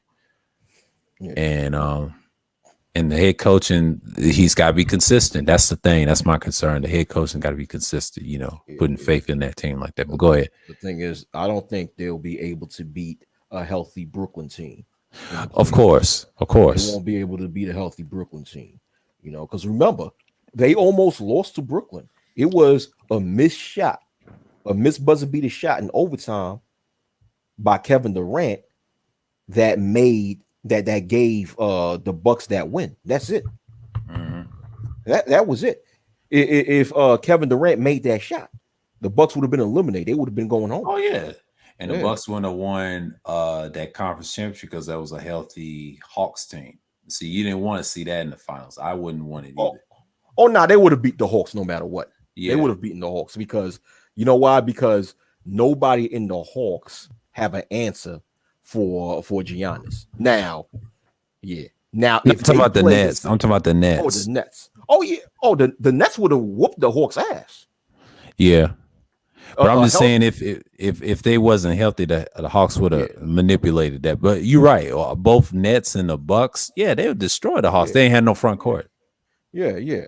I'm going to tell you who the Bucks would have had a problem with if the Sixers went to the Eastern Conference Finals instead of the Hawks. Then the Bucks would have had a problem. Yeah, I told you I would pick the Sixers to go to the finals and beat the Bucks because they were a better team. See, KD was kind of hurt, kind of like LeBron. He was banged up. You know what I'm saying? That's the advantage they had. Now, the chemistry of the Nets, I don't know, man, because they have to mesh well all the way through the season and the playoffs because Giannis is out for blood right now. See, you done got him started winning that championship. That's a whole nother beast, and the Nets going to have to readjust, and Harden needs to stop doing this ISO and just play team ball and quit getting hurt. That's the issue with him. I don't trust James Harden, but I do trust Kyrie because he got that killer instinct. Yeah, Harden's something else, and D'Antoni's not going to help him win. He has to stop with this I'm me offense, but tone that down and play some defense, man. You can beat the Bucks. I mean, y'all got the talent. He has to be. You know what? James Harden has to be that triple-double guy. He has to be more of a ball distributor and agree, and he has to accept being the number 3 scorer. Be a ball distributor and you know, have be like a triple-double threat. He can still score. Don't get me wrong. Depending upon the matchup, there's going to be times when James Harden is going to dominate the game depending on the matchup and who he have guarding him. You know, then James Harden would dominate the game. But James Harden has to accept that this is not Houston, where he's going to get the ball 90% of the time. And like you said, he can't do that dribble, that isolation basketball. Yeah, dribble. Like Charles said, dribble. That he reminds me of a small Carmelo Anthony. He's a small. He does. I mean, a little bit. I agree with that. Yeah. I told people about Carmelo Anthony when he was playing with the Knicks. I said, listen. I said, once he came to the Knicks, I told Knicks fans, I said, listen, you're not going to win with Carmelo Anthony. Why? Because he plays isolation basketball. Facts. Isolation basketball is not going to help you win in the playoffs. Dumb motherfuckers sold out. And this was 2010. I told people this. When he first came to the Knicks, 2010. I told people this, right? Right. Because that's when New York got all hyped. You should have seen what happened in New York when Carmelo came to New York. Yeah, I saw that. Oh my God. Especially being that he's originally from New York too. Right. Even though he went to Baltimore in high school. He grew up in Baltimore. He's born in New York, right? So the whole New York got hyped, you know. But I told people, I said, you ain't gonna win with this guy. He plays so much isolation basketball. Oh no, man, you bugging, man, you bugging, blah blah blah. All right. You know what's so funny, Obadiah? It's like now fast forward it to 2016, 2017. Now you got Knicks fans talking about, oh, I can't stand Carmelo Anthony. Yeah. He plays too much isolation basketball. I'm like, I told niggas this years ago. You see how fickle they can be? I mean, they funny. The Knicks fans are funny. I'm not hating on New York, where they have the funniest fans, and they're funnier than the Yankees fans. They'll flip flop. They hate their team, then they go back, love it. It is so funny. You know, they funny. Yeah. I respect the Yankees and the Mets and the Jets and the Giants fans more than the Knicks fans. The Knicks fans are very funny. I thought the Lakers fans was funny, but no, I respect the Lakers fan in the LA town. You know why? Because they care about their team, just like the Celtics. They care about the team. But the Knicks fans are so fucking funny. I'm sorry, but the Knicks fans, they care about their teams, but they're too in denial. Right, they be too in denial of shit. Just like the Dolphins fans. Like Dolphin fans. Listen, I told Knicks fans, right, in 2005, nigga, excuse my language, in 2005, when I was still in college, I said, listen, I said, y'all will never win a championship. Because you know why?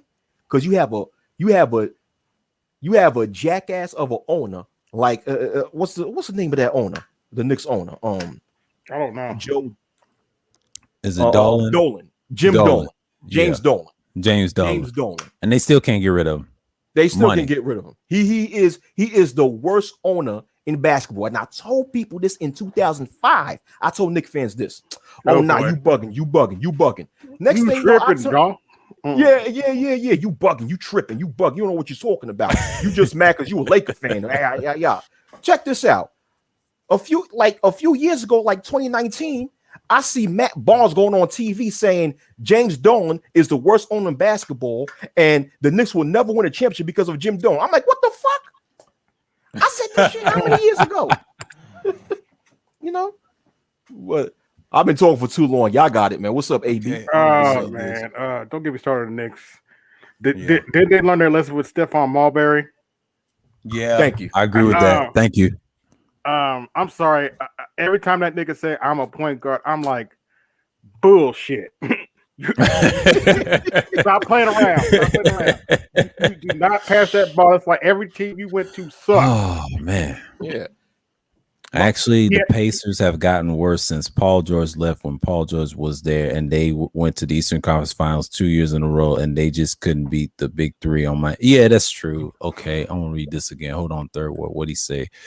if it wasn't for James Harden getting injured, he would have won the MVP last year. And Mhm. if Kyrie would have stayed healthy, they would have won the championship. Facts, so true. Yeah. And to be fair, Melo, he never was a distributor. Facts, he was always a scorer, and he never had any super teams or a star guard like LeBron had in his career. Yeah, that's gonna be interesting with the Lakers. You know, he is willing to sit back. He did good in Portland. I give him that. Portland did him well. Yeah. You know But why? go ahead, AB. Oh, go ahead, AB. My bad. But yeah, I don't know how Carmelo's going to do in LA. We have to wait and see. Yeah. Go ahead, Wacky. You was about to say something too, but you know, yeah. Man, Carmelo better. Man, he's coming off the bench. He's going to be like the number 7 guy off the bench in the Lakers. Yeah. You know why Carmelo did good in Portland? Because he learned a lesson. He had to change his game and realize that he has to score off of rotations. Okay, stop being no isolation play. You ain't gonna be no isolation play in Portland with Damian Lillard there. You're not, and with CJ McCollum. So he finally learned to score off of rotations. Now Carmelo Anthony's a great scorer, probably one of the best scorers that we've seen in the league. Right? It'll be a hell of an asset on the bench. Yeah. But yeah. In his prime, his flaw was he played isolation basketball. I'm like, dude, he has to learn how to score off rotation. Yep. And that's what he has to do in the Lakers, you know, score off the bench, off rotation. Yeah, he'll be a good asset off the bench. Yes. But yeah. But I'm just saying, like, he's good, and what saved him was good coaching. Terry Stotts is pretty good. He made him a lot better. And a lot of coaches was babying him. Like, you can't do that. And then Denver, see, it's kind of like in Denver. See, Portland was like Denver in a way because they're in the same division, because the Nuggets and the Blazers in the Northwest Division. Once upon a time, Portland used to be, I think it was in the Midwest or the Pacific. I think it was the Pacific. Yeah. Pacific. And then, Pacific. And then the Nuggets used to be in the Midwest Division. But when they merged the Northwest, that's when they got rid of the Midwest Division. I remember that merger back in 03, 04. I'll never forget that too. And that's when teams was like that. See, it reminds him going back to Denver. You know, that's what Portland was for him. And that was a good team. It's just Terry wanted to leave.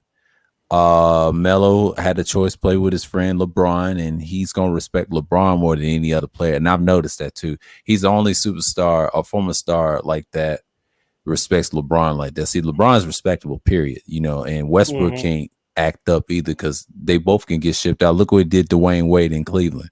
And all them other guys, you got to remember that roster. And when he did that, he got young guys. I know LeBron. LeBron's a fool. Even though he's calculating, he's pragmatic, he ain't going to let you act a fool up there. He'll get rid of you. He'll give you chances. Yeah. Damn, I keep forgetting Dwayne Wade played for Cleveland. Yeah, he did with LeBron. Yeah, that was an awful team. Yeah. And Cleveland fans was mad. They was mad as hell. Yeah. Then they traded like half the team during the mid-season. During the trade deadline. I forgot about that. Yeah, I remember that. I think I was in the workplace when that happened. I was 2000, I think it was 2018, something like that. And I laughed my ass off when they trade all of them. And I was dying in the workplace. I told people, I knew that was going to happen. Yeah, they even had Darren Williams in that team, that Cleveland team. Yeah, and they had Jay Crowder too. They call him Jaw Crowder because Atlanta, because LeBron cut it. Yeah, I mean, Kyrie Irving is the reason they won that championship. I'm sorry. Yeah, I mean the clutch moment. Yeah, and LeBron, you know, he wasn't gonna win in 2015. I don't care if hurt or not, because Warriors got lucky in the West because a lot of teams wasn't prepared for him, and I blame certain teams that should have stopped them. And that 2016 they shouldn't have won because Durant, he choked. I'd say I don't care if it's from PG County and DC, but you choked, man. You embarrassed DC people. They looked at that championship, that conference. He blew it, and he redeemed himself winning the championship. I would say the next year he had to shut people up, and it's weird too. He's the only player in history that did something that was despicable, but then won it. And it's deep because you can't challenge him on it. You know, he's our generation, but you can't challenge him on it, and it's hard for a fan to look at.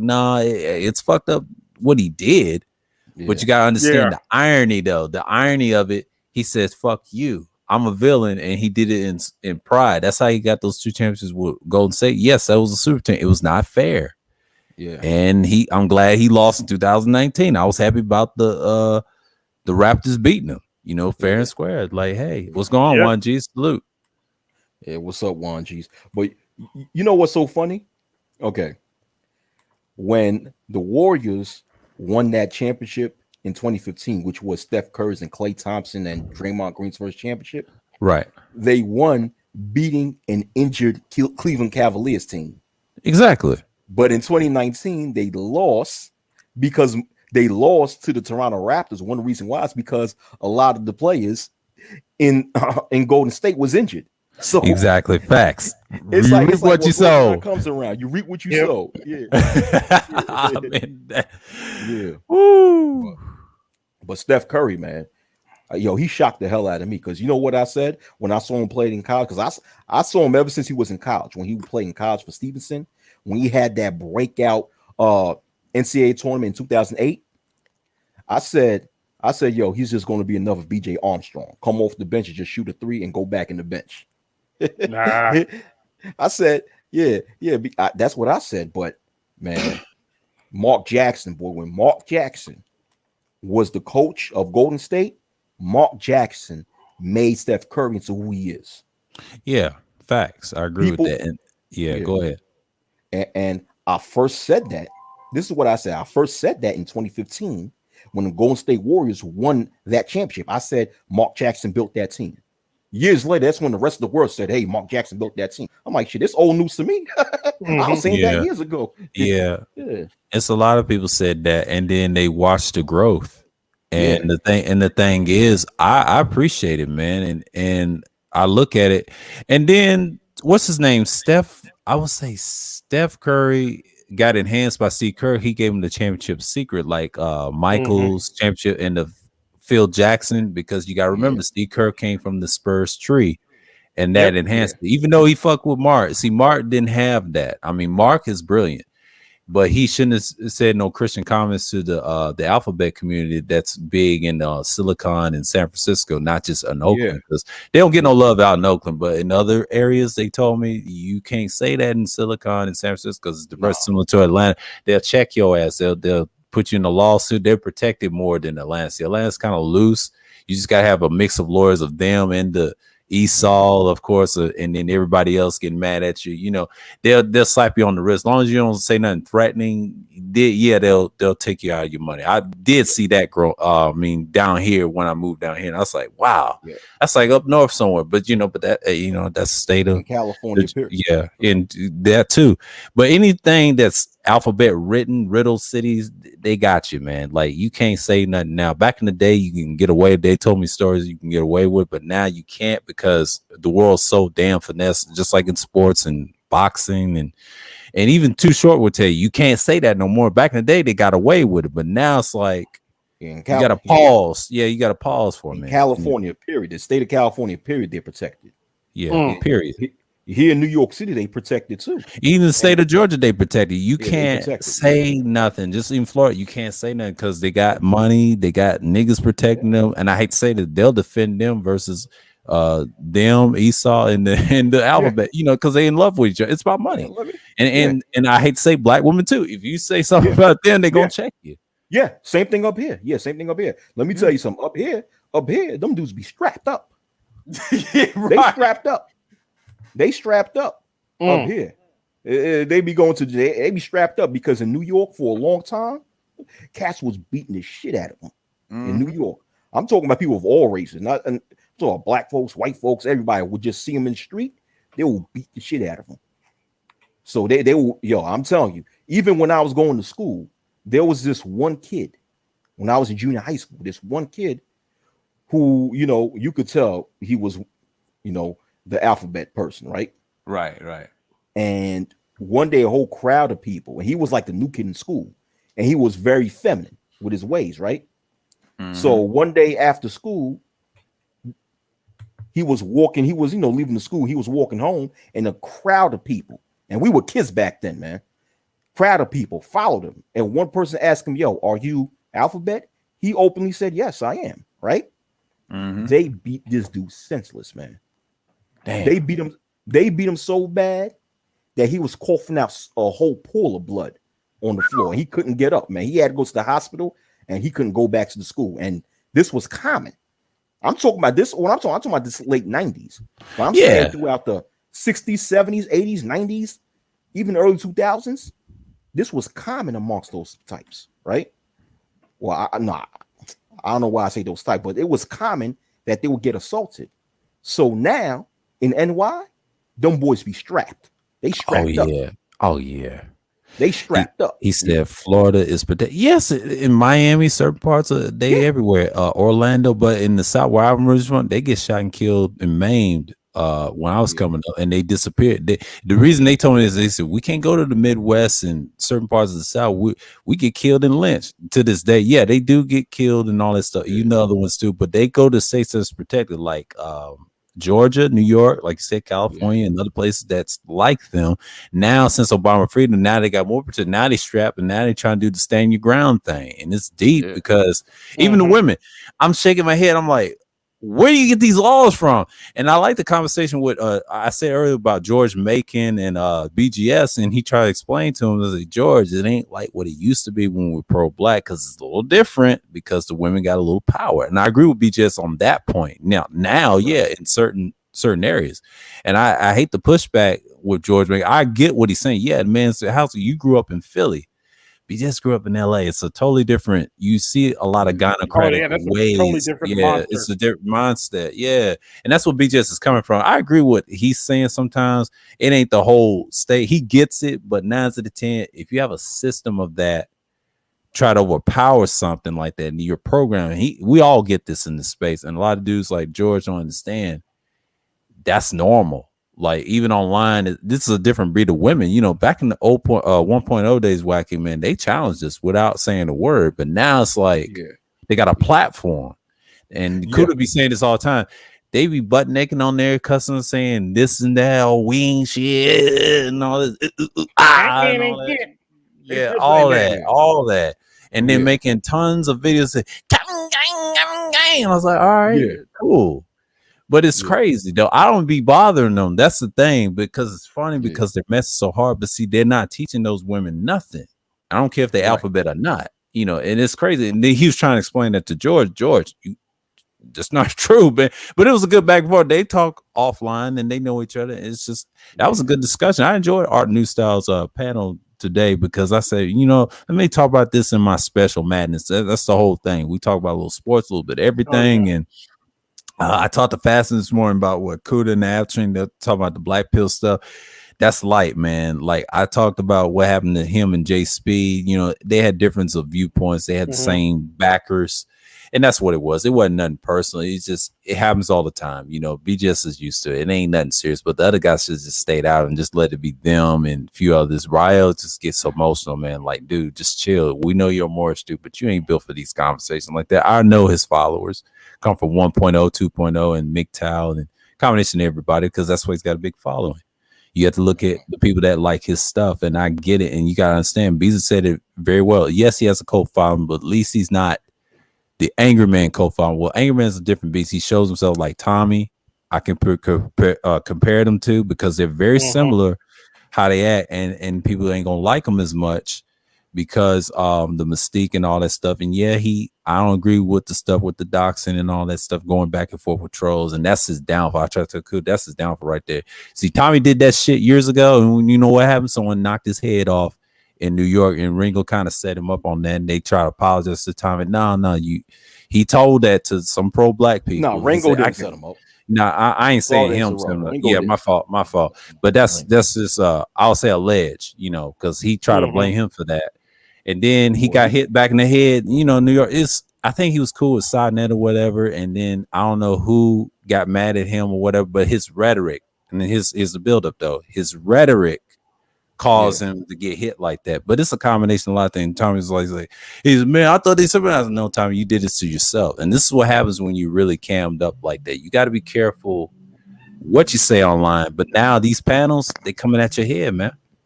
To give you some insight about what happened with Tommy Sotomayor when he got hit and when he got punched in the back. Yeah, I in remember New that. York. Yeah. on camera, right? It was okay. He was he was at a debate that was hosted by Sonetta. So he accused Sonetta of having something to do with them setting him up. But I don't even think Sonetta, as grimy as he is, set up Tommy. What happened is there was these guys from Baltimore, right? It was these activists from Baltimore. They were supposed like street guys turn activists or what have you. I forgot this guy's name. This one guy. He's very famous in Baltimore. He runs an organization called what's that? Dr. Ma'at Peoples? Nah, that's not him. I don't know who that is. I don't know who that is. I don't know who that name, is. but I don't know who that is. But I heard the name. He's okay. This one guy that I'm talking, he's from Baltimore, and he runs an organization called 300 Gangsters for Baltimore, some crap like that, where it's supposed to be former gangsters fixing up the city. Yeah, he came up to New York in Sonetta's debate. He saw Tommy, and they confronted Tommy, and they told Tommy, "Get the hell out of the building." So Tommy started arguing with him, and Tommy turned around, was walking away from him, and one of them punched him back with his head. Boom. Yeah. So man. So I don't think it was a setup by definitely was not a setup by Ringo. Yeah, he accused both people. I heard him say that years ago, and I'm like, why is he blaming Ringo and Sonnet, because they're from New York? You know what it is. It's just I shook my head. I'm like, Tommy, you did this to yourself. I look at your content, your rhetoric, and it's just like what Taz said. It gets the best of you. You know, I don't agree with everything Taz says, but Taz, you be criticized too and want to fit in. And I think I told this to Kuda, he just want to fit in like everybody else. That's sad though. Well, hold on, but you know what? It was with Tommy's situation. It was a situation where some real gangsters saw him, didn't like his rhetoric on YouTube, and got at him. It was not set up by anybody else. You know what Tommy did? Okay, one reason why Tommy accused Ringo of setting him up is because around that year when Tommy was in New York, because at that time that was the summer 2014 where Tommy spent like a week. I remember that. I remember that. So then what happened was that Ringo made a video stating that he was riding motorcycles with his friends, and he looked to his right and he saw Tommy Sotomayor standing in the middle of Times Square speaking with a lot of people. So Tommy tried to use that to say, hey, Ringo, you were stalking me and following me, so you was probably setting me up when I got punched in the head. But he used that as a scapegoat, blaming everybody but himself. No, your rhetoric. I don't agree with what them guys did with Tommy, because as much as I don't like Tommy's rhetoric, I don't think it's worth hitting somebody back in the head, is hitting him, or physically assaulting him. But at the same time, when you put your rhetoric out there, you got to understand there's going to be people who's going to feel a certain way, and if they see you, they want to come. They'll step to you. Yeah, that's normal. That street politics exists too, not just online, but it's stuff. The reason the guys that are arguing on pounds like Aggies and like Just DeAndre and C Boogie, even though they're from Baltimore, and Kuda said this very well. Baltimore dudes don't argue that long. They want to put hands on it, kind of like Charles. They live to fight, man. And then what my man was saying down here about she's from that's a Baltimore thing. But I'm just saying, like, Tommy, your rhetoric goes back to SWP. You can't do that shit. That's why a lot of people come at you sideways. That's why you got the master they rival with Taz sometimes. Well, Taz is just something like everybody else, like a critic like Suge. They're critics, kind of like what you call Aaron Fountain. I saw Aaron Fountain video criticizing Teapot, and Teapot got mad and started cussing on Bernard Riles. There was a clip, right? He said he called him a coward and everything. I died. Like, AF is like, he's holding the mirror of the sphere, right? And I get it, because we see this all the time. It ain't nothing new. Like, you got all types of people, Chris, but the people that be participating in his videos and he cutting and paste, well, Teapot, you gotta understand, the niggas that y'all ain't with, they always act a fool, and that's why the news media be looking like, is that the guys that's fucking up the space? Yeah, but it's been tainted. But you got JX. I'm the leader now. That's why Tassie went in on the history of 3.0, the egos and things like that. Like, they were saying she ain't had no content, right? he went in trying to say, let's protect honest truth. And I agree with him on honest truth. Let him say what he want, but he had manosphere talking points. He said, look at what we say and all that. I started dying. I was like, that's you wrong for that. Oh. Mm. Let me say wrong for something. that. Hey, Let me what's say up, something. fellas? What's up? What's up? What's Let me good? say- Yeah, let me Go say ahead, something Wacky. real quick. I know Third Ward. I know my boy Third Ward got to speak. What's up, Third Ward? But to Degenerate Sharingan, Dr. Ma'at is affiliated with the same group that the person that I said he hit Tommy in the back of the head. So it's not Dr. Ma'at, it was someone that was affiliated with Dr. Ma'at. Yeah, because Dr. Ma'at is in the same organization with the other guy, but it wasn't Dr. Ma'at who confronted Tommy. It was someone who was affiliated with her. But that's what I have to say. Go ahead, Third Ward. Nah, I know y'all kind of like switched off of the sports thing, you know what I'm saying? But I wanted to go back to the whole sports thing because this is what I'm about to say is I've actually had many debates with people on this, and I've always stood by myself on this, and I'll stand on it again by myself. But that whole super team, I guess discussion about the Golden State Warriors, right? Now I'll say this. I get why people felt the way they felt about that whole Golden State team. They're like, oh, that's unfair. They got like three superstars and maybe Four one. All-Stars, four Yeah, All-Stars. 4 All-Stars, which Draymond Green, I don't think he was never a superstar, but he, at one point he was a star, so I'll give him that. But I get why people said what they said about that. They're like, oh, it's unfair, and they starting five is can nobody compete with them, blah blah blah, and all that kind of. So I get that part, but people seem to forget about that Golden State Warriors team before KD came over there. Like, they actually built their team the right way. And what I mean by that is they built their team through the draft. Like, they got Draymond out the draft, they got Clay and Steph out the draft. And, everybody else was kind of like just little pieces that they brought. Like, they brought in veteran Andre Iguodala, who he was already past his prime, his heyday, but he still contributed in many different ways. He was a former All-Star too. I meant to say 7. Yeah, it was a couple of them they had. Well, by the time he got to Golden State, he was like I said, he was already past his prime. Yeah, but he's on decline. But he still had an effect on the game. He still could play D, he still could rebound, and he could score a little bit. And then you had guys like Sean Livingston, who he was supposed to be a superstar, but due to early injuries, he never reached his full potential. But he still came off the bench and gave good minutes and gave good points. And then people forget before Golden State even had their little glory when with the dynasty that they had, they was losing. People forget that they was losing out the first and the second round to teams like the Clippers, the Lob City Clippers with Chris Paul and Blake Griffin and DeAndre Jordan. They was losing to teams like the Memphis Grizzlies in the first, second round. Like, they was getting their ass beat. So, like, it took them a minute to get to that point to where they became, the dynasty team that they were doing their little run. And so, when people try to like just give them all this hell, and like I said, I'm not even a Golden State fan, but when they try to give them like this little hell about it, I'm like, people forget, bro, like the growing pains that they had to go through. Like, and then the whole situation that's fucked up about that whole thing there is, the year right before they, won the chip, Mark Jackson got cut out, because you already just spoke on it, because of, that whole him attacking the rainbow community, over there in the Bay Area. Right. Steve Kerr inherited a championship team, and people want to give him all the credit and glory, but it's like, no, Mark Jackson built that team. You know what I'm saying? He was the one. Yeah, he was did. the one. He was the one that believed. Matter of fact, he was the one that believed in Steph and Clay, because nobody else really believed in Steph and Clay like that. You know what I'm saying? Until they started taking off. But prior to that, nobody believed in them like that until Mark Jackson. He the one that told them, like, look, y'all could be the two best backcourt duo of all time, or at least up there with some of the greatest of all time. You know what I'm saying? If y'all, work on your game, get your confidence up.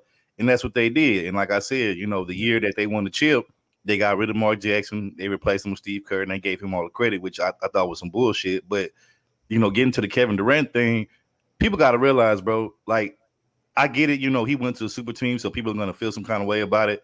But my thing is, let's look at the circumstances of why Kevin Durant did what he did. He had been in OKC, tried to hold it down for all them years.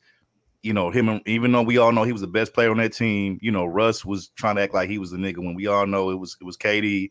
And, he got tired of dealing with Russ. You know what I'm saying? And then, once they got rid of Harden, which I know they didn't expect Harden to be as great as he ended up turning out to be, but still, they could have kept him. They just didn't want to pay the luxury tax of keeping him. And then once Ibaka left, it was just pretty much, Yeah. Russ and KD. And, Russ is one of them guys, as much as, KD. And I really believe KD had a lot of love for Russ in the beginning. But I think over the years of, just playing with Russ and Russ. Growing pains. Yeah. Wanting to be the man. And, Russ, I remember in certain playoff series, Russ was taking stupid, contested shots, late in games, trying to be the hero. And KD just got frustrated. You know what I'm saying? And, I mean, I would have too if I was him. So it got to a point where he's like, man, I'm not going to be able to win with this nigga. So you know what? Mm-hmm. Let me leave. Let me go somewhere else. And he went to Golden State. Now, I know people be like, well, he could have went anywhere else. I mean, true, but come on, when you want to win and you've been, suffering all these years, I mean, you're going to go. And then my thing is they give KD all this hell about going to, Golden State. But yet, when LeBron went to Miami, nobody said a thing. As a matter of fact, everybody cheered him on. And I'm like, to me, what LeBron did going to Miami was worse because LeBron actually admitted that him, D Wade, and Chris Bosh actually knew that they were going to team up and join at some point. That they had talked about it, the season right before they became a free agent. If they had talked about it or whatever. Yeah. Now, originally it was supposed to be Wade, LeBron, and Melo, but Melo decided he wanted to do his own thing, and then so they ended up getting Bosh a part of the equation. But I remember that. Mm-hmm. Yeah, but LeBron admitted that they knew that they was going to team up. I don't think KD really knew that he was going to go to. I think he was looking at Golden State, but I don't think he knew, like, right when he left. I'm gonna tell you this. I have to disagree with that. He knew he was going to go. He was friends with Steph in the Olympic team before the Olympic team or something like that. He knew. They all know each other. It's just he didn't know which team he was going to pick. You're right on that, but what I disagree with you on is he knew them dudes was an option, and the option was on 10. Now, if he would have went to Miami, that would have been a different story. They'll compare him to LeBron, but Golden State was the obvious choice because since they got rid of Mark Jackson and they had Steve Kerr and they kind of goaded him into the Golden State. I was shocked when he went to Golden State. I'm not surprised that he went, but I was kind of shocked at how he won it, and I didn't like that because he kind of rubbed him in the face. And the way here's another point that I want to make about that whole KD going to Golden State. To me, KD was the perfect fit for Golden State. I don't think no other superstar could have fit. No, he couldn't. Could have fit their system better. And the reason why I say that is because KD's the type of player that he could play with the ball in his hand or he could play off the ball. And, the Golden State system that they had at that time, the thing that made Golden State great, it wasn't just one thing. Yeah, they had Steph and Klay, who probably going to be two of the greatest shooters of all time in NBA history, and they can score at the drop of a dime. So I get their part, but at the same time, what people got to understand is that beside just that part alone, Golden State actually had a system where like they actually ran play like that, and that's what I never really cared for about LeBron. LeBron doesn't actually run; he's never ran a system. LeBron is just give me the ball. Let me, LeBron has a system. His system is mine.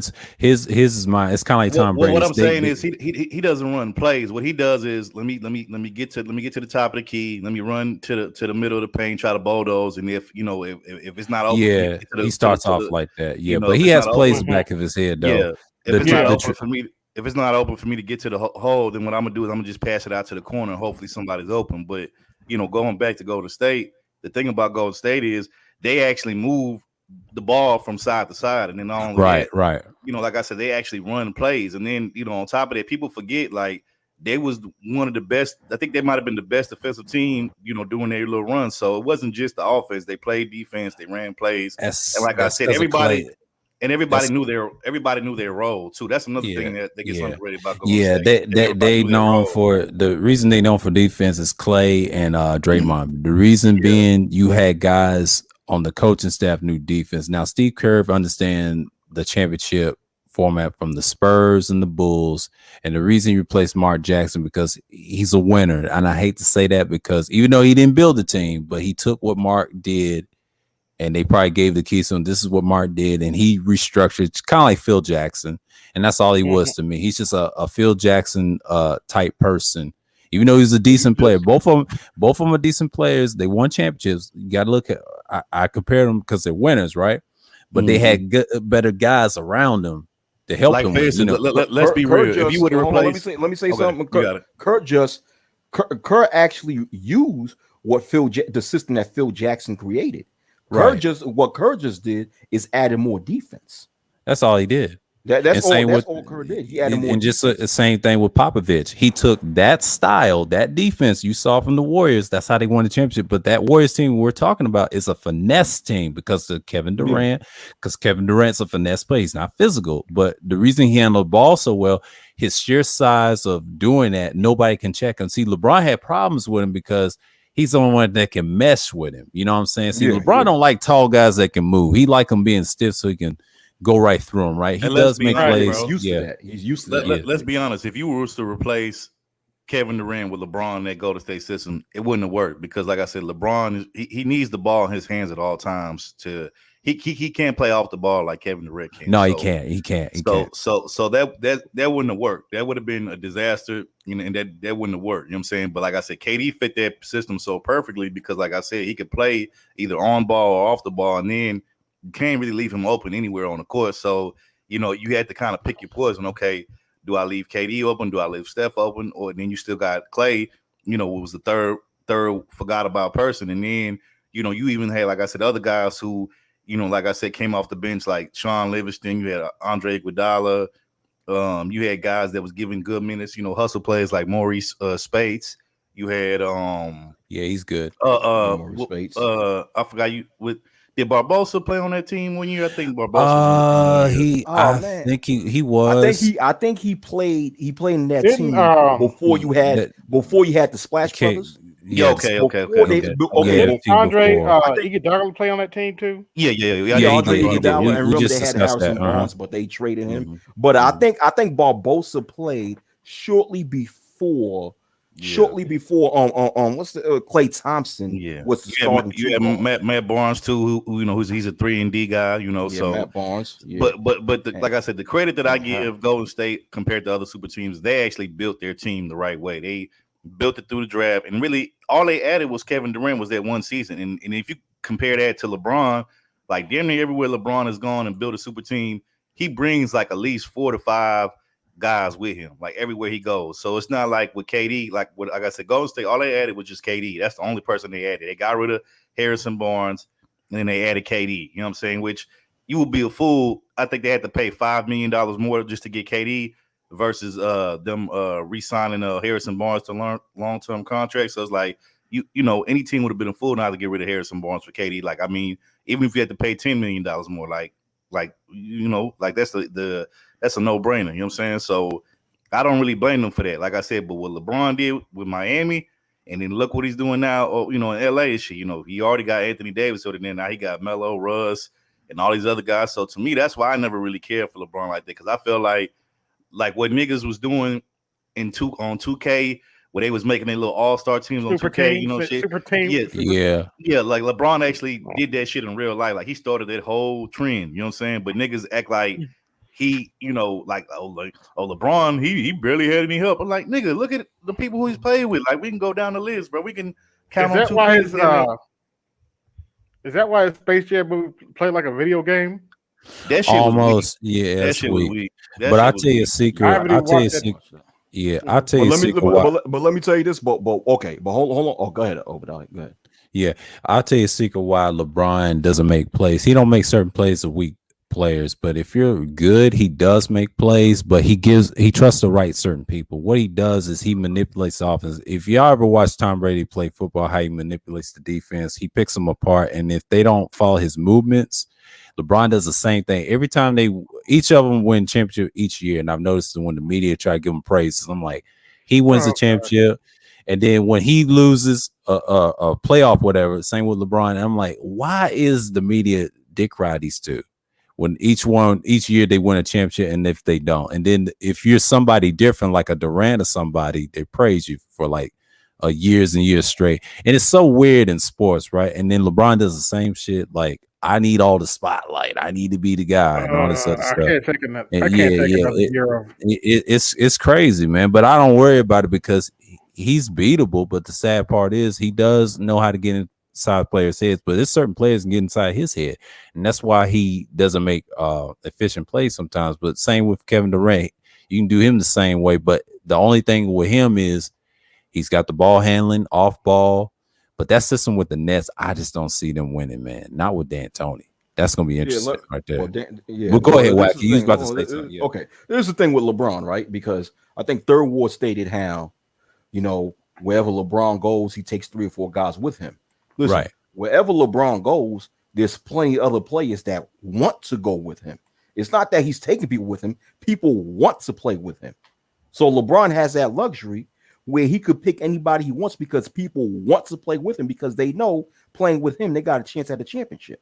You know, that's the thing. Like Dwight Howard wants to play with LeBron. Carmelo wants to play with LeBron. All these guys that came to the Lakers, they want to play with LeBron. That's the thing. That's the same with Tom Brady. I noticed. Yeah, well, that's the same with Tom Brady. Yeah, people want to play with Tom Brady. It's like they go to Tom Brady. You know, to be fair to Melo, because I'm a big Melo fan, I always have been. But I'll say this: I think the only reason why Melo actually gave in and actually hopped on the team with LeBron now at this point in his career, number one, because he wants to win the chip, but 2, exactly. But he only had 2 other options, which was Portland, and then I heard the Knicks wanted him back, but the way the bad blood, actually there was things going around saying the Knicks wanted him back, but the bad blood that happened with him in New York and how they just blamed him for everything. I knew for sure that he wasn't gonna go back to no damn New York. Which if I was him, I wouldn't go back neither. But that's the only reason why I believe. I really felt like me personally, I would have rather. This is just my opinion. I would have rather seen Melo go to somewhere like Golden State. Now the thing is that Carmelo always had an opportunity to play with LeBron. Always, that opportunity was always open. But of course, Carmelo, of course, he wants to win the championship. I mean, that's a given. He wants to win the championship. So, of course, he know that playing with LeBron is going to give him that championship. But don't get it twisted. He always had that opportunity to play with LeBron. You know what I'm saying? He always wanted to play. Technically, to tell you the truth, he always wants to play with LeBron. Because for years, it's been for the past couple of years, you always heard rumors around the NBA circle how Carmelo Anthony and LeBron is going to one day play on the same team. That was always running around in the NBA circles. So like they say, where there's smoke, there's fire. But but like I said, wherever LeBron goes, So what you said? Took long enough. Hell. What's going on? The glorious salute. Yeah, but one thing is this: is that wherever LeBron goes, there's so many players that want to go with him. It's just like that same effect that Michael Jordan had. Not that I'm comparing Michael Jordan to LeBron James, but it's that same effect that Michael Jordan had. Everybody wants to play in the same team as Michael Jordan. You know what I'm saying? But the thing is with LeBron James is that, don't get it twisted, a healthy LeBron James could dominate the game. Even an old 36-year-old LeBron James. I just never been a big. I just never been a big LeBron fan like that, man. Like right. You don't. I mean, you don't have to be. Like, I'm not a big Same Tom here, Brady Darwood. Yeah, me I'm neither.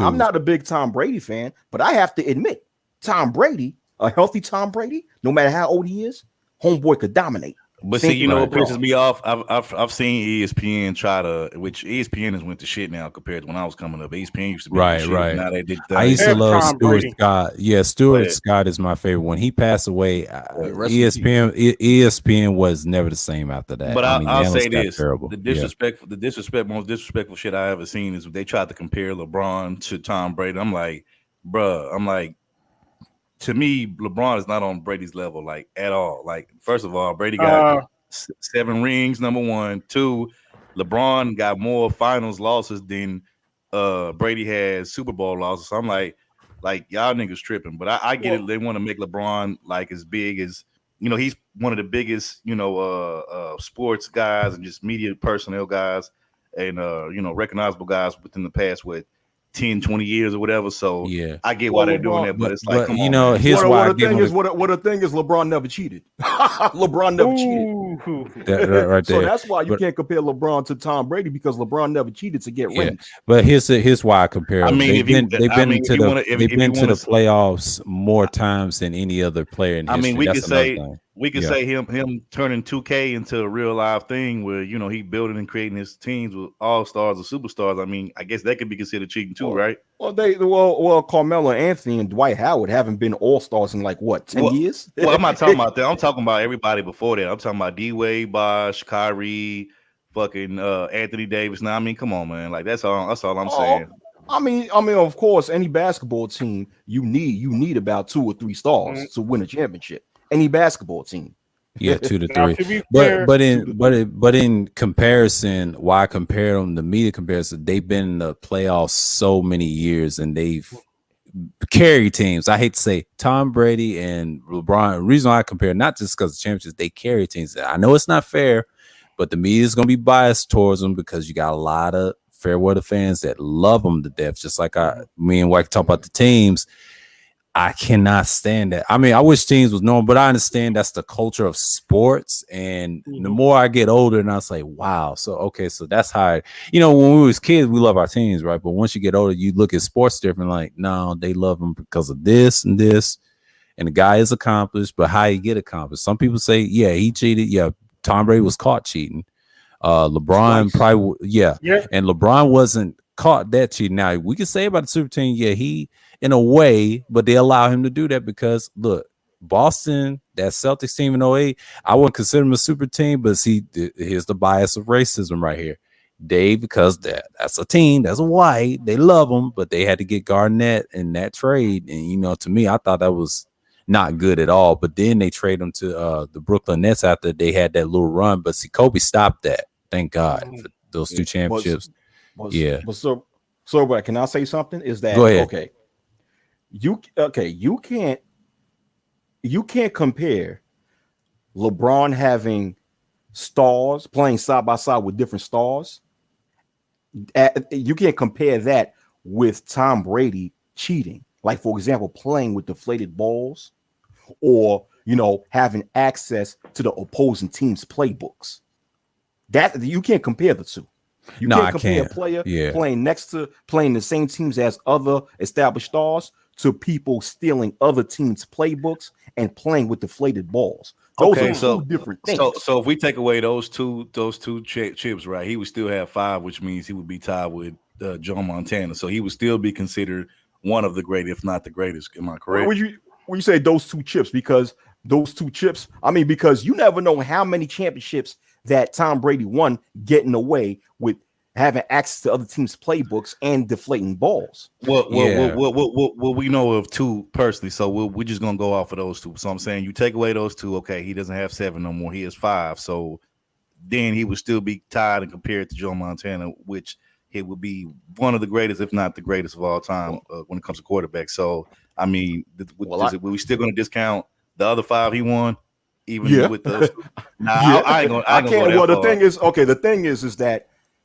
thing is, I'm not going to assume that Tom Brady just won 2 championships when the Patriots was caught cheating twice. I can't say he just ended up winning 2 championships when he got caught cheating. I can't say that because we don't know how many of those championships was a result of Tom Brady and Bill Belichick cheating. Oh, I can name a couple. Go on, Tom Malone. Salute. Go ahead. That's why I said, and either way, let's just say, okay, I'll take third war Colombians, what he said. You still can't compare it to what LeBron did. You can't say that you can't compare LeBron playing side by side with superstars with Bill Belichick and Tom Brady stealing other teams' playbooks and playing with deflated balls. You can't put these 2 in the same category and call those two things cheating. Okay, let me ask y'all this then. So did Brady cheat when he came back from behind against Atlanta? Was that considered cheating, y'all? Because I just thought he just outplayed him. I thought Atlanta got 2 beside themselves and started. I don't think that was cheating. Atlanta gave him that game. Even Seattle, they gave him that game, and he shouldn't have won those 2. Yeah, I blamed Pete Oh, Carroll yeah, for that was Atlanta that first. one. Yeah. Pete Carroll gave the game away. He did the dumbest shit right so there. we question: are we not going to give Brady credit for that as one of the greatest, not just Super Bowl comebacks of all time, just one of the greatest sports comebacks of all? Because I mean, they shouldn't have won that game. Bro. Atlanta should have won that shit. No, I'll Atlanta say should have that was won on that the shit. part. That was on the part of Atlanta being scared as hell. They scared. Mhm. Atlanta played bad during the second half. But Brady still had to go out Yeah, there and do. Brady still had to go out there and do what he did, though, right? In order Yeah, for and him it to was win. easier because Atlanta played like shit. So my question is: are we not going to give Brady his credit for that? Because what if they would have still played like? Listen, What if Atlanta would have folded in the second half, but Brady couldn't hold on, make wait a a minute. comeback? Let me answer the Let question for you. AB. Yeah. All right, I got it. Okay, I'm from Indiana, and I'm a Colts fan, and fuck Tom Brady.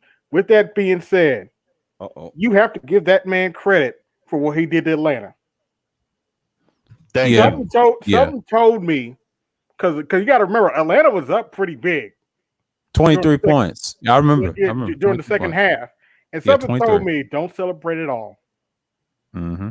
And sure enough, Tom Brady came back and won that game. You have to give that man I saw that game. credit. Yeah. You have to give the man that credit. No, I'm not. I'm just going to say that Atlanta beat themselves. This was a case where Atlanta beat themselves. True. Yeah.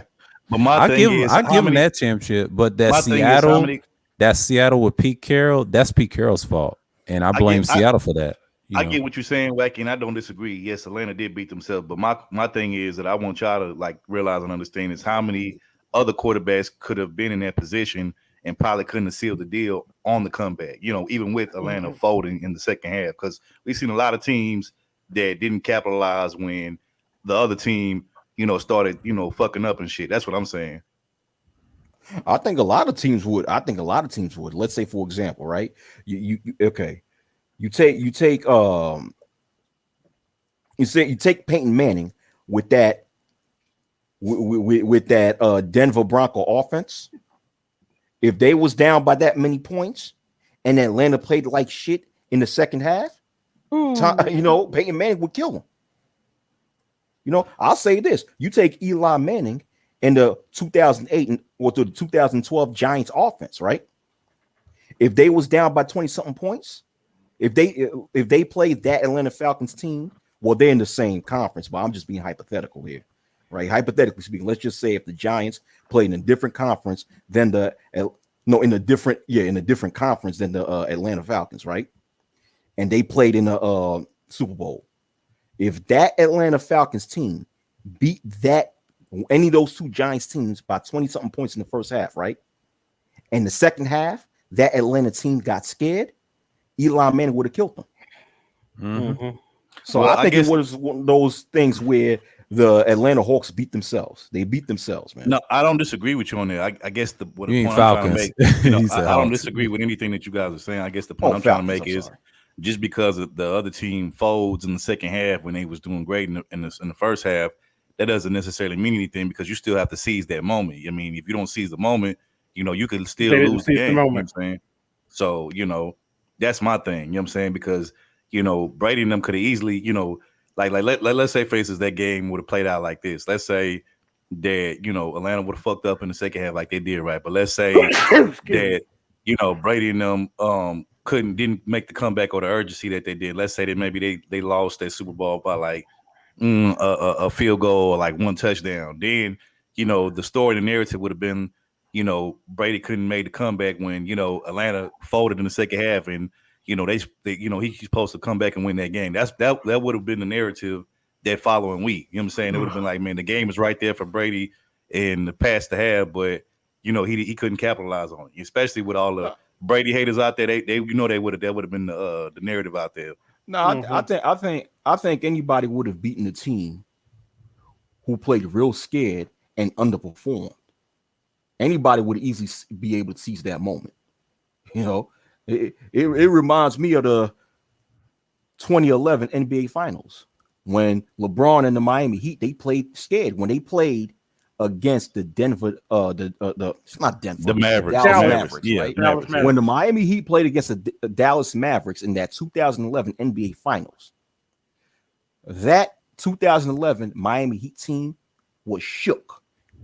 I blame LeBron mostly for They that finals got loss shook. because he was the one. People forget, man. He was getting did by JJ Barea and shit. JJ Barea was splashing three, and Jason Terry was splashing Barea, threes in his yeah, face. yeah, They got yeah. shook. They was dancing on LeBron. LeBron was trying to guard Terry and JJ Barea. They was dancing on him, splashing Yeah. threes in his face. And then Dirk did froze up. well. Yeah, Dirk did well in that Yeah. series. Yeah, See, I Dirk- like Dallas. Those are Dirk the two teams I abused- like in the Because I'm finals. telling Yeah. you that Dallas team shouldn't have won the Yeah. NBA Finals that year.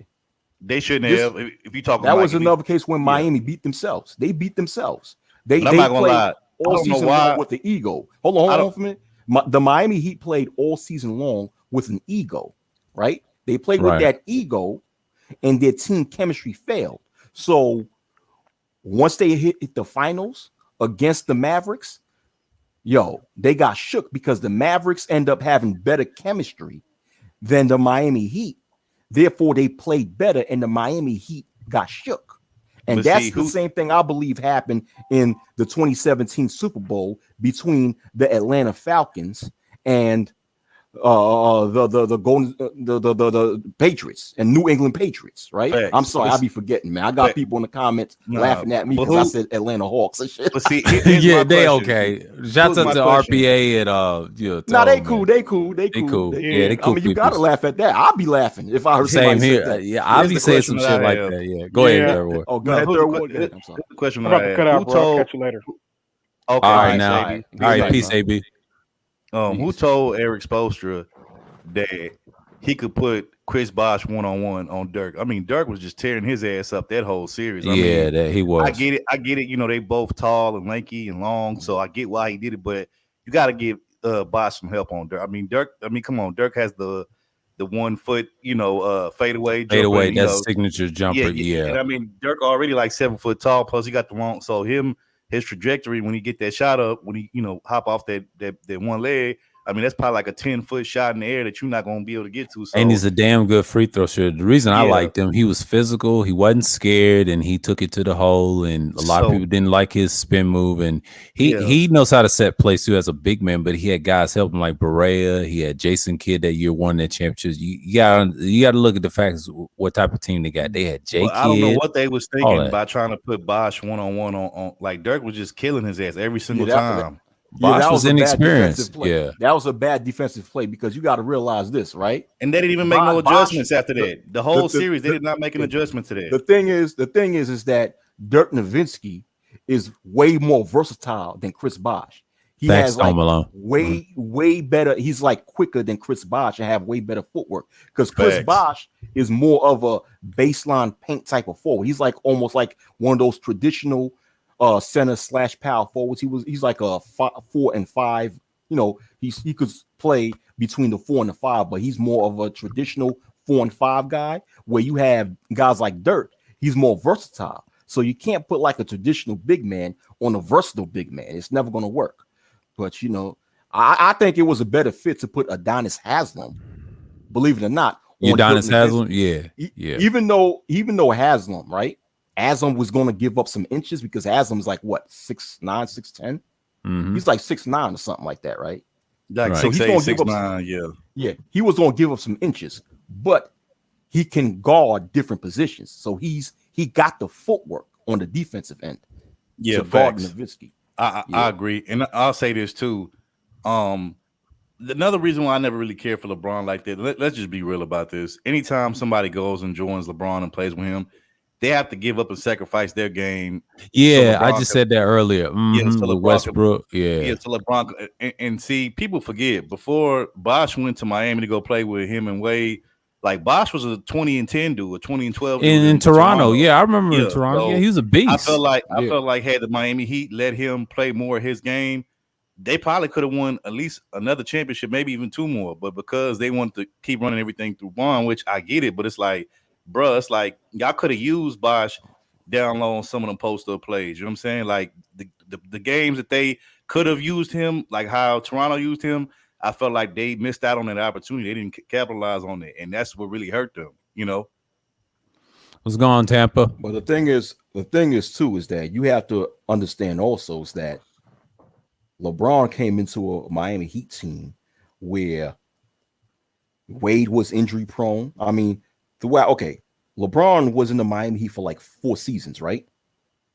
Yeah. Only like 1 or 2 of those 4 seasons where LeBron played with the healthy Dwayne Wade. Yeah. That's one thing. Yeah. So, and when you lose Dwayne Wade throughout, for long periods of time, that's a big loss on Miami's end. And also, but see, yeah, Chris Bosh, it's like, Chris Bosh, it's like he was going through his own shit, But see, where D Wade kind of fell off at because his injuries, people forget also too. Like nobody gives credit to the other guys on those Miami squads that won the championship. Like people forget you had Mike Miller splashing threes all over the place. You had Shane Battier, who was playing really good D, and he's a 3-and-D guy. He hit some key 3-pointers in some of those series and in the finals, and he played some really good D on some of the other teams, good players or decent players. And then you still had other veterans like James Posey, Antoine Walker. Yeah, James Jones, James Posey, Antoine Walker, people forget they contributed too, especially in certain key games where, especially those games where LeBron kind of froze up, like they was really the only reason why they were still kind of in the game at one point. So, they don't get enough credit. I get it, the stars don't always get the credit, but I'm just saying, like, that Miami team was deep. It wasn't just the big three. They had a whole bunch of veterans on the bench too that was, coming off the bench which some of these guys. Yeah, a whole bunch of old guys. Yeah, but it's like the Lakers team of right now. It's like right now the Lakers team of today. But people forget some of those guys, that was veterans by the time they got to Miami. In their heyday, some of these guys were stars. Like Antoine Walker was a star in his day. You had some of these other all-star. guys. Yeah, absolutely. So these guys wasn't nothing to play with. It's just they wasn't in their prime no more, but they still contributed in other ways. So I'm just like, they didn't get. Those guys don't get the credit. I mean, they're gonna give it mostly to LeBron and Wade and Bosh, but I'm like, man, the other guys stepped up too in big key moments. You know what I'm saying? Yeah, so, you already know when it comes to sports, the stars is going to get like 95% of the shine. Everybody else is going to get the remaining 5%. Right. That's how the media. I would say 5 and 10% of the thing, just like in real life. Mm-hmm. Yeah, the media is always going to give the highlights to. Or most of the shine to the stars. You have to. Yeah, it's a bias. Yeah, you have to sell a narrative with the media, and you're not gonna be successful selling a narrative without giving the stars like 95% of the shine. But that's true though, Third Ward. That's true. And my thing is this: why? Here's what I never understood. Granted, that yes, I will say this: when we go back and look at NBA history, that Oklahoma City Thunder team that had James Harden, KD, Russ, Ibaka will probably go down in history as one of the greatest teams or talent-wise teams that never won anything or that didn't capitalize on his full potential and his talent. So I will say that.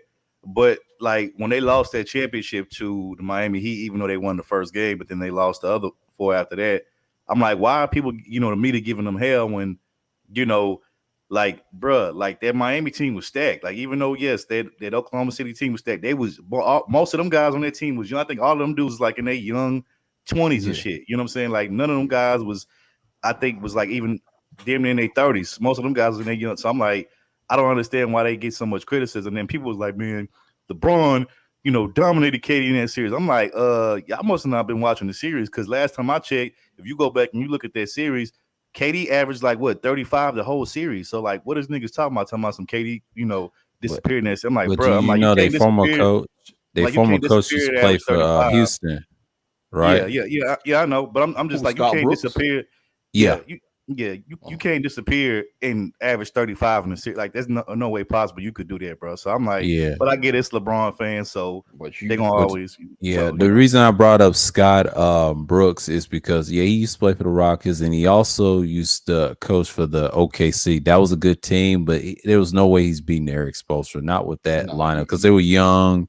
And Scott Brooks lasted for like a couple of years with them, then went to the Wizards. And OKC's been a disappointment, even though I used to like them when they were the Sonics. But that guy from Starbucks fucked them up and gave it to that guy and moved him down to OKC. But I blame the Seattle fans for that. They didn't want to take that. They didn't want to take. Let's be real. Westbrook gave away like 2 games in that series against Miami. He did. Well, let me say this: Miami was always going to beat them. They never had a shot against Miami. Because you got to understand that remember, Miami lost in the finals the previous season. And next season, they was out for blood. They never had a shot to beat Miami. I said that from the beginning. Before the final, I swear, before the final started, I was working some other spot at that time. I told everybody at work, I said, this finals is going to end in the game 5. OKC's only going to win one game. OKC, they never had a shot. You talk about a team that was too experienced. Yes, Kevin Durant played great. He didn't disappear. He played great, but at the same time, on the team level, as far as the whole team, Miami was just the better team overall. Overall, the better team. They had more experience. There was much more. There was a bigger team. Miami was the bigger team with the bigger size. Miami was more athletic. Miami, I'll say Miami had the better shooters. Miami had Mike Miller. They had James Jones. But see, you proving my point though. What I said earlier, though, you know what I'm saying? Like, what happened? The point that I made, where I'm like, LeBron has always had, a stack. Even if he doesn't have other superstars, he's always had great shooters around him. The only time he didn't was probably early on in his career when he was in Cleveland, like his first 6-7 years. But outside of that, but I never did. Okay, but third ward, I never disagreed with that though. I always agreed with that. I never disagreed with that. Where I disagree with you, third ward, is when you try to compare that to Tom Brady cheating. You know what I'm saying? Because remember, when you made a statement, you said, okay, how ESPN compared LeBron James to Tom Brady, and LeBron James would never be on Tom Brady's level. So I said, yeah, the reason why LeBron will never be on Tom Brady's level is because Tom Brady got caught cheating twice, and then you gave a point about how LeBron always had stars around him. I thought when you said that, I thought you tried to compare that to Tom Brady cheating. So where I disagree with you, and I say, well, having stars around you is not the same as cheating. So therefore, I never disagreed with you when you said LeBron always had a stacked team around him. He always did. Facts, I never disagree with that. I can't disagree with that. It's true, and that's why it's hard for me to put him in that GOAT title. You know what I'm saying? Like, to me, to me, my two GOATs is just, and it's because of the era I grew up in. But to me, my GOATs is Mike and Kobe. That's my GOATs. But, you know what I'm saying? So mine's very. LeBron's not the greatest of all time, but he's the greatest of this time. You gotta give it up. He's the greatest of his time. But see, what pissed me off though, Wacky? What pissed me off, y'all, is when they automatically try to jump LeBron over Kobe and they compare him straight to. They can't do that. I'm like, bro, Kobe was a great player when I was coming up. Like even before Kobe passed, and God rest his soul, like the disrespect that they just gave Kobe by not even mentioning him in the great conversation, just automatically jumping LeBron. I'm like, bro, it's a bias. So we gonna just act like Kobe wasn't the nigga before LeBron took over the NBA. But you gotta remember, he came in a time when Jordan was on the decline. He was great in the early 2000s. I give him all his flowers. The problem is a bias when LeBron and Kobe never faced each other in the finals, period. Now, regular season, you've been killing him. But if you never played LeBron in the finals or Kobe, that's why you see the media bias. And a lot of Kobe fans were crazier than LeBron fans. And they just happened to flip over to LeBron's fans because I watched, what's his name? Two Raw Sports TV said it best. He criticized both of them when they had the fans, and he predicted similar to Wacky was saying. I listen to him a lot. He has a sports channel too. He's got 2 channels, and he talks about issues and things like that for that sector with the ticket TVs and all that. He's out of that sector with Gully and them. They talk about sports and a lot of different things, kind of like what Mace does, right? But what he says about LeBron is accurate. The fans always saying, "Oh, he needs help with the injuries, on that, making excuses for him." And you see this all the time. How much more help can LeBron get? The nigga, I know it's a lot of a lot of excuses, but I'm just saying that's normal for people, not just online but offline. And I see this a lot, and I shake my head. And I agree with you what you're saying, though. I am not a big LeBron lover, but outside of basketball, I separate. Yeah, he's a good businessman and everything. He's kind of like my Jay-Z. In a way, I hate to say that. No, in fact, he's like the Jay-Z of the NBA. But yeah, you got it. But let me tell you something though. In 2018, when LeBron was in Cleveland, that boy had little to no help. Okay, he had little to no help. You talking about the season where Kyrie and K Love got hurt? No, this is no Kyrie. Well, that too, he had little to no help. That too, but in the 2018 finals, Yeah, right, that was the worst Kyrie. one, yeah. Kyrie was injured, right? Wasn't Kyrie injured? No, he was in Boston at the time. Oh yeah, Kyrie went to Boston. I'm sorry. Yeah, Yes, yes, Kyrie it went was. to Yeah, Boston. I remember. Wasn't Kevin Love injured? He carried He carried Kevin Love on that team. Yeah, he bunch of carried Kevin nobody's Love. on that. Yo, Yeah. LeBron had the least amount of help in any NBA finals he had. He Facts. played in. Whoa, In that 2018 NBA finals, when he played, hold on, third ward. In that 2018 NBA finals, when the Cleveland Cavaliers played against the Golden State Warriors, LeBron carried that team. He had little to no help. Go ahead. I agree. He had little to no help, but where I disagree is when you said that was the least amount of help any superstars ever. I disagree. I think the one team, because people seem to forget this, the one team that hold on, throw. I'm sorry to interrupt. I said that's the least amount of help that LeBron ever had every other NBA finals that he ever played. I didn't say okay, because I'm about to say, to me, this is me personally, but I've heard other people like on mainstream sports media say that, so that's why.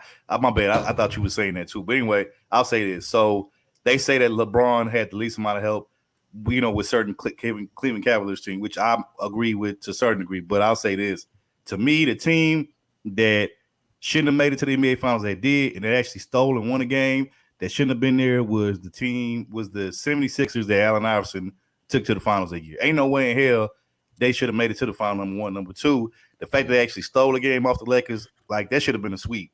Ain't no way in hell. But I get it. Iverson was that nigga, and he was, but it was. You got to remember the fans diss Philly and that team. You don't do that, and especially a big market team. You never diss Philly fans, and you know what they had to shut them. They had to shut him up. He had to shut him up. They tried to compare. Okay, so basically what I'm saying is, so that you take that 2000, I think it was 2001, right? That 76. Okay, so they tried to compare that team, or they tried to say that the team, the first finals that I think LeBron went to, which was, I think was like 07, I think, when they played the Spurs. You can't compare the two. You can't compare the two. They were saying that, look who LeBron had. He had Larry Hughes and Mo Williams and stuff like that, and you forgot Drew Bowden and all that. Drew. Gooden. My fault. Drew Gooden. Drew Gooden. Drew. Oh yeah, Drew. Hold on, I thought Drew Gooden left. Oh yeah, Drew Gooden stayed. Okay, he was in Cleveland. He was still in Cleveland. Okay, I don't know if it's Anthony Virchow or Anderson Virchow. One of the Virchow. He's Brazilian. But if you look at that team was better than the team Iverson. I mean, Iverson had a washed up Mutombo, who he could still get a couple blocks, but he wasn't really doing nothing on the offense. Iverson had Aaron McKee, he had Mutombo, he had Eric Snow. Hughes, they were decent. I remember that. I remember that playoffs. The whole offense was really ran through AI. He was the nigga that was knocking down most of the shots. It wasn't just AI's offense. It was Larry Brown and his offense. They didn't get along because they had a chance to win that. But the problem was Shaq and Kobe was too much. Like I said, they dominated the 2000s. They had, I'll tell you a secret, third ward, they had no business winning 2000. I could say the same thing. The Blazers could have beat the Lakers. But here's the problem. When you got Shaq, won for blood and won the championship, you got to remember, Shaq got swept in 95. 95 and the 2007 Cavaliers is a great comparison because they had good players. Mm-hmm. Nick Anderson choked under pressure. Same with LeBron's team. And you can compare that. You can't compare 2001. That's different because Iverson had a chance to win it. But here's the difference, though. Kobe was the problem. Yeah. Kobe put fear in that team. And that's how it wasn't going to be the sweep because, no, Iverson wasn't going to lay down. He ain't one of those players that get swept. There's a lot of players that got swept, I can tell you, like Reggie Miller, but he got one game off a Shaq in that 2000. That's how Reggie and Iverson was in comparison, because what you saw for the Kings, now they could have beaten the Lakers, but the problem was Kobe. He had that heart. He had an instinct. He carried Shaq. But Third Ward's original argument was that the 2007 Cleveland Cavaliers team was a better team than the 2001. Of course they were. They wasn't. That 2001 Philadelphia 76ers team was a better team than that 2007 Cleveland Cavalier team. The Cleveland Cavalier team of 2007 had more size. That's the only difference. They was just a bigger team. They had more size, but talent wise, I mean, both of the teams sucks, but most of the team that sucked, but talent wise,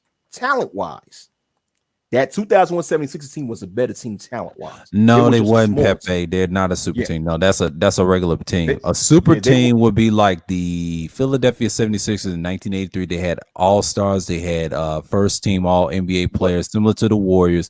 Those are super teams by my definition, because the way they manipulate a series like that, they all knew each other. They were friends.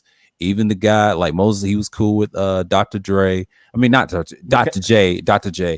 they was cool with each other because of an ABA thing. If you do the research, they knew each other. The problem was they didn't have the updatable free agency thing. They didn't have the internet like you have now. That's the only difference. But they were a super team back in the day, and that was broken down by a certain YouTuber, and he broke it down based off their stats, how they came back in 83. I can say that in a way, and they blew it the next year. They didn't win. So no, you cannot compare Shaq and Kobe as a super team. I don't see them as that, and they never will be, because they lost the 04 finals, and Kobe apologized to Shaq in that interview in TNT. He said, "I'm to blame for that loss." And under the Pistons, and I was a Pistons fan at that time. I still like the Pistons to this day. Now, as a Laker fan, I'll say that 2004 that 03-04 Laker team with Gary Payton and Karl Malone teaming up with Kobe and Shaq was a super team. But just Kobe and Shaq, just them two in that team, that wasn't a super team. But back to the argument, right? Let me tell you something. Okay. In the 2007 Eastern Conference Finals, it was Cleveland going up against Detroit, right? In the Eastern Conference Finals in 2007. Mm-hmm. Detroit choked. They choked. That was a situation where Detroit was supposed to beat Cleveland. They choked. And that's what LeBron. That's where, to me, where I feel like the legacy of LeBron really started was in that series, because he took advantage of them fucking up in that series. Yeah, he took advantage of them. Yeah. But in the 2001 Eastern Conference Finals, I think it was the Sixers playing against the Bucks. No, I think it was Was it the Raptors? I thought it was the Raptors. I think they played against the Bucks, right? Okay, I thought it was Vince Carter. I thought he got rid of Vince Carter and the Raptors to get to the finals to play. I thought they played the Bucks to get to the finals. Maybe I got it wrong. I remember one year they did beat the Toronto Raptors in the Eastern Conference Finals one year. Well, somebody could research it to see if they played against the Bucks. Let me get to the playoffs. Or the Raptors in the Eastern Conference Finals. Yeah. Let me see. But I will say this. I could have sworn it was Iverson. It was the Sixers that played against the Bucks in the Eastern Conference Finals, where Iverson was just killing Ray Allen with the threes, boy. Yeah, it was the Bucks. Yeah. Okay. Yeah. Okay. And remember, my bad. I'm going to tell you why. See, the 2007 Cleveland Cavaliers team, they won the Eastern Conference Finals by beating a team that choked.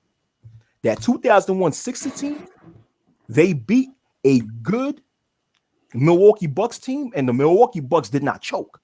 They just couldn't handle Iverson.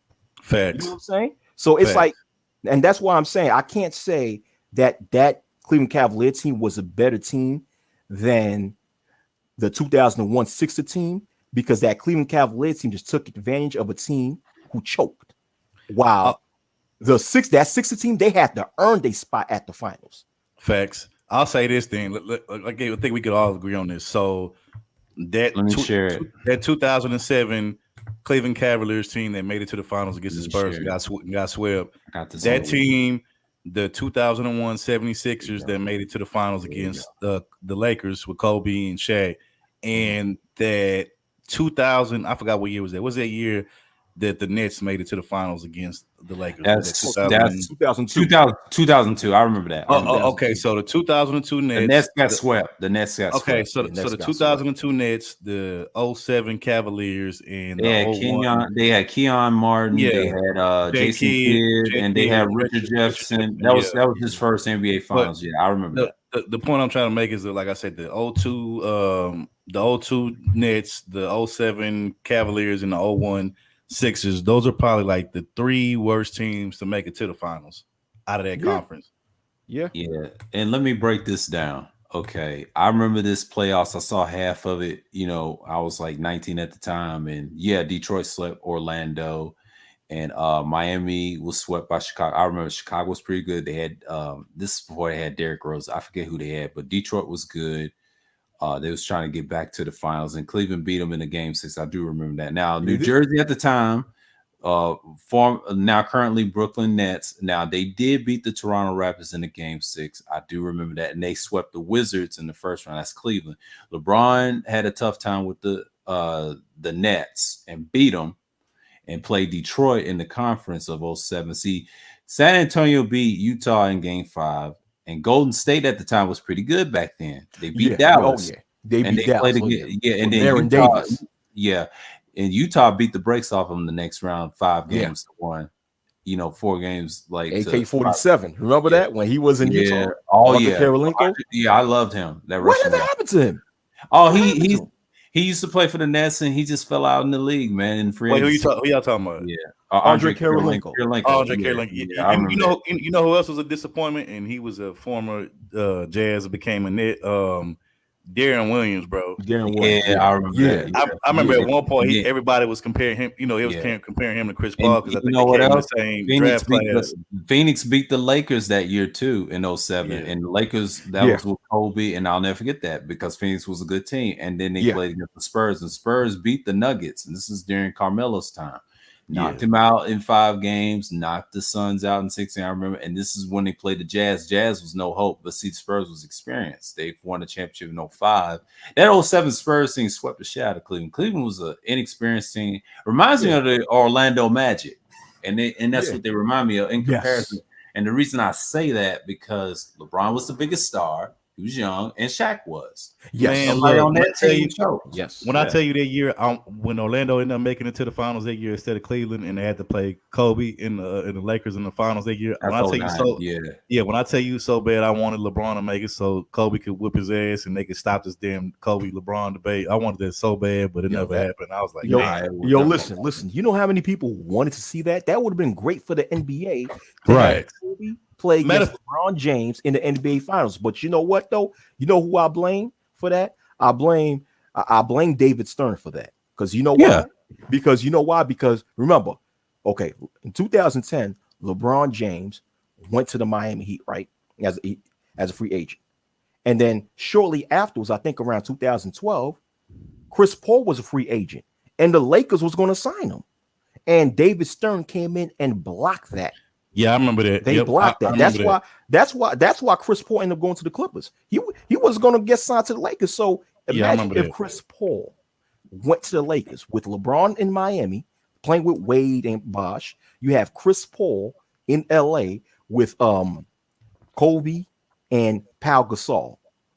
That would have been. They would have made the NBA Finals, right, in the Western Conference, right? The Lakers would have made that NBA Finals to play against the Miami Heat, and that would have been legendary, man. Yeah, everybody wanted to see that. Everybody wanted to see, like, probably had at least a ring or two by now if that had happened. Yeah, he would have at least 1 or 2 rings. Yeah, listen, between 2009 and I'll say 2013, everybody in the basketball world wanted to see Kobe Bryant playing against LeBron James in the NBA Finals. That would have been great for the NBA. You know how much the NBA would have had? Matter of fact, I don't know if y'all remember this, Wacky and Sir, but matter of fact, the NBA kind of like they kind of baited, saying everybody, because that year that they was hoping that LeBron and Kobe would play each other in the finals, even though Orlando ended up making it instead of LeBron and the Cavaliers. I don't know if y'all remember this, but they actually was making commercials that whole year of LeBron versus Kobe. Remember, they had the little puppets. Remember the little NBA puppets where they had I remember that. I remember that. So they was trying to bait niggas, in and kind of like thirst trap niggas in for that whole season, basically trying to they were trying to anticipate people waiting for that matchup, but then it never happened, and people was pissed. I remember people was like, man, it was like, man, it's some bullshit. Like, people was like, man, we wanted to see LeBron and Kobe, man. They playing these damn commercials and getting people all hype and shit, and they not even playing in the finals and shit. So yeah, people was mad about that. I remember that. I think that is one of the biggest mistakes in the NBA, for the NBA to not do their magic to do whatever it takes to see a Kobe versus LeBron NBA Finals. That would have been one of the most anticipated NBA Finals ever since Magic Johnson playing against Michael Jordan in the NBA Finals. Remember when the 91 NBA Finals? We were all kids back then, but I remember it, right? Yeah, I remember the 90s. Yeah. And that 1991 NBA Finals with Michael Jordan playing against Magic Johnson. You know how I big remember that that. was? Yeah, that was big. That I gotta was be big. I gotta be That would have been not okay. I know. Not that I'm trying to compare them to. Not that I'm trying to compare Kobe and LeBron to them two, but what I'm saying is that the level of anticipation would have been just as big if LeBron James played against Kobe Bryant in the NBA Finals. I'm done. Yeah, I was gonna say, I gotta be honest. I had to go back and watch the Hardwood Classic footage of that because I actually was born in '90, so I would have been 1 year old at that time when that happened. Oh, okay. So you know, so but yeah. Oh, in 91, I was like 3 at the time. I remember that shot. My dad was screaming when Jordan hit that shot because it was incredible. I remember growing up, and he said, I was big on the Bulls back then because that's the only team that I liked growing up in the state that I originally come from. It was that team and the Pistons, those two teams, but he kind of changed the Eastern Conference, that history, and they stranglehold that whole league. And it wasn't fair because Jordan was the thing. He kind of ruled the 90s. See, in the 80s, he learned a lot from the Celtics and the Pistons. But see, I told him this too. The reason the Pistons were weak, they was on the decline because they kept trading players and they couldn't rule the 90s. Not with that team. Their best years could have been 87 to like 1990, but the problem was Michael was too much. You see, if Michael wouldn't have won those early championships, if Reggie Lewis and Len Bias wouldn't have died, Celtics would have been a dynasty by now, and then Jordan would have had championships in the mid 90s, whatever. We'll be talking about Olajuwon getting one in 2000 or something. But that is different. It's different. It's different though. I want to get your take. But what I'm trying to say, because I guess I'm the oldest in this whole stream. I was 6 years old when you told me that the Lakers played against the Bulls in that 91 NBA Finals. I remember that shit. That was like the biggest thing everybody was talking about. Although I was like 6 years old at the time, I just remember when the whole world was talking about it, man. That was just the thing. People said Magic Johnson, Michael Jordan, Magic Johnson. That was all over the news, outside in the street. Even at 6 years old, I understood the electricity. I mean, the electric, the damn anticipation, the whole excitement. And I'm saying that if LeBron James and Kobe Bryant met each other in the NBA Finals within that time between 2009 and 2013, that would have had the same anticipation level. That would have been something else, man. I'm gonna say two things, and then I'm gonna actually hop off. So in 2000, I want to say 2006. It might have been 2006. So 2006, I remember in Houston. I was 16 at the time. Mm-hmm. We had the NBA All-Star Weekend in Houston, and I didn't go to the actual NBA All-Star game, but I went to like the little pre-festivities before the All-Star game, and they had it downtown. 18 that year, mm-hmm. And they had it downtown at this building that was like maybe 10 minutes up the way from where I lived at, from the neighborhood that I grew up in. And me and a couple of my friends went, and ultimately enough, I ended up getting 2 legendary people's autograph, which I still had to this day. And I ended up getting Patrick Ewing's autograph because at the time he was the assistant. Yeah, he was the assistant coach for the Houston Rockets at the time. And the other person's autograph that I got, and this nigga was like the coolest nigga I think I ever met in my life. This nigga was so damn smooth and fly and shit. And then the nigga pulled off. When he left, he pulled off in a Maybach. But I met the doctor. I met Dr. J, and I got his autograph. And man, he was so damn cool. You know what I'm saying? Like I thought he was gonna be like an asshole, but he was like hella cool. Talked to me about 5 minutes or whatever. And then he left out the building. And when he left, some valet guy pulled up a Maybach. You know what I'm saying? And mind you, this is 2006. And I was like, damn, this nigga like cool as fuck. Like he just pulled out here like all black on black Maybach. Man, that shit was clean as fuck too. I was like, man. But last thing I want to say before I get up out of here, the one also, we was talking about the finals that was missed between Kobe and LeBron, which that would have been phenomenal. But another one that I felt like I wish we could have seen that never happened is I would have loved to see the 90s Bulls or the mid-90s Bulls versus the mid-90s Rockets. They won 2 back-to-back in a row. That would have been amazing because the one thing both Jordan and Phil Jackson admitted, they was like, there's no answer for Olajuwon. Like, can't nobody stop him. Like, you could try to plan for him, but you can't stay just too good, too skilled. Then people forget you still had Kenny Smith, you know, who could hit open shots if he was open. You had, I think, Sam Cassell, who was coming off the bench at one point, who was dropping you know, some decent points. You had Mario Elie. You had who was the other guys on that team? Mario Elie, Sam Cassell, Kenny Smith, Robert Horry.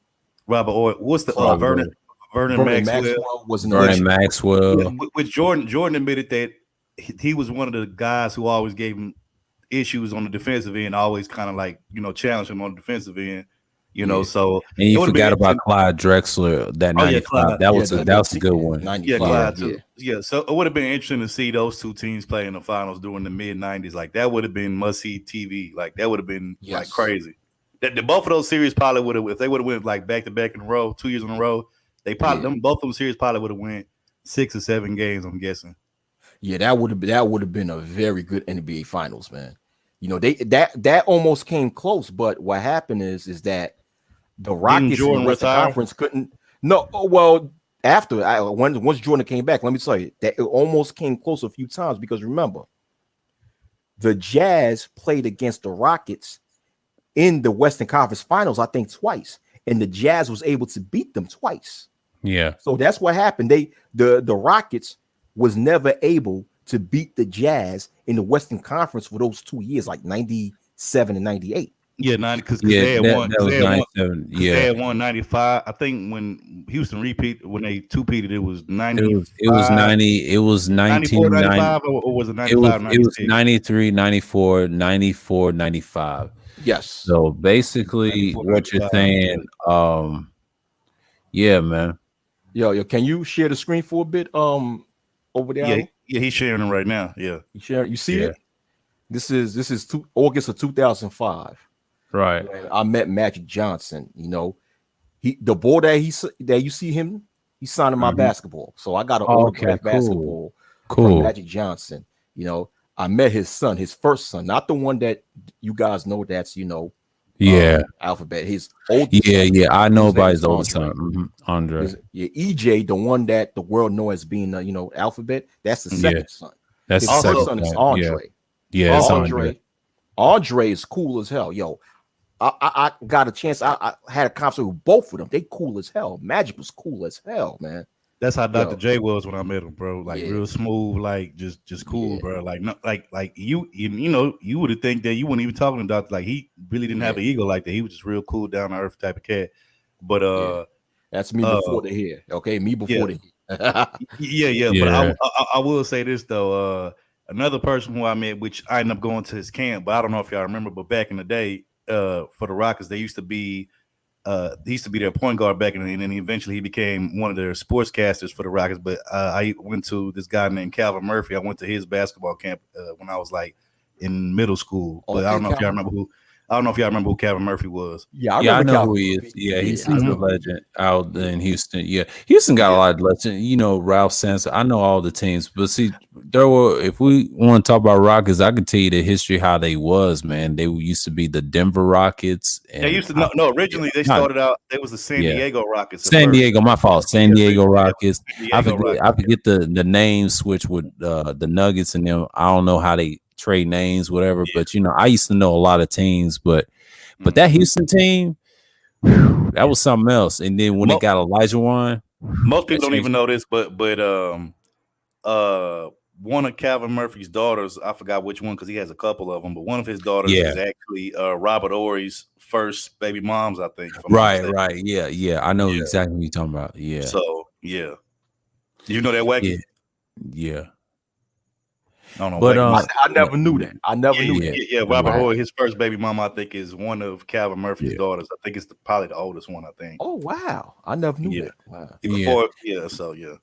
Back what you're saying about the 96, I would say from Seattle was good that year, but that next 2 years, that's because of Stockton Malone improved. And the reason the 95 Western Conference Finals was like when they beat Dennis Rodman, but see, Jordan needed him the next year. So you know how the West changed after that. That's why it was Utah, Seattle, and everybody else. And Golden State was decent, but they wasn't the best team. But remember the time when they had Tim Hardaway and Chris Mullin and What's the other guy? Yeah, They had Mitch Richmond. Mitch Richmond, yeah, Run TMC. yeah, Run TMC. That's TMC. the I 80s, remember that. yeah. Yeah, 80s and early I'm out of 90s. here though, fellas. I'm gonna holler at y'all later though. All right, you always welcome, appreciate Third it. Ward. All right, All right, salute. appreciate you. All right, Wacky. Appreciate you. All right. Good All right. night, man. Peace. All right. Yeah. But yeah, that's what I was saying. Like the Warriors, they was decent. They were up and down over the years, and people forget about 1975 when they won that championship. But after that 40-year anniversary, that's how they won that championship. It was personal, similar to the Bucks. It was like 50-something years since they won the championship. Yeah, and I knew they was gonna beat the Suns because I wasn't mad when Giannis won. Congratulations to them again. But it's normal. I like, you know what? Deep down inside, I knew that nobody in the Suns had an answer for Giannis. No, they didn't. It's like nobody had an answer for Giannis, but deep down in my heart, I so wanted to see Chris Paul with the ring. Yes, that's how I felt. Yeah. My thing was this: Giannis is young, so he's going to make the finals again. Giannis, like I feel that even though you got Brooklyn Nets, you got the Sixers, but this is not going to be Giannis' only NBA Finals. He's going to go to the finals again one of these days. Yeah. Whether he's going to win or not, he's going to be in another NBA Finals, and he's only 26. Dude got how many? Dude got over a decade more left in his career. Yeah. A decade plus, So, but Chris Paul don't have that much time left. This was his only opportunity. Yeah. To me. So I wanted him to win so bad. That's the thing. I just wanted to see Chris Paul with the ring, even though they beat my Lakers. But I like Chris Paul, man.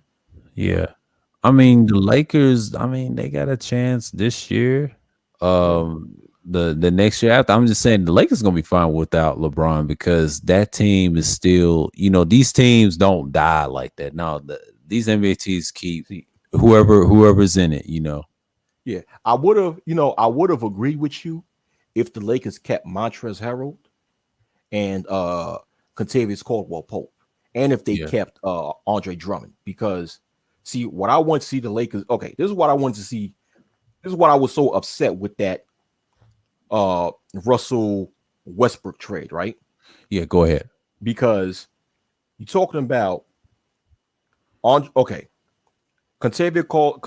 Caldwell-Pope and Montrezl Harrell are both like 25, 26 years old. Mm-hmm. They're still young and that good. They could have, even though they were role plays, but they would have grown with AD. Because remember, them two and AD, they're still young. They still got like a decade more of basketball left in them.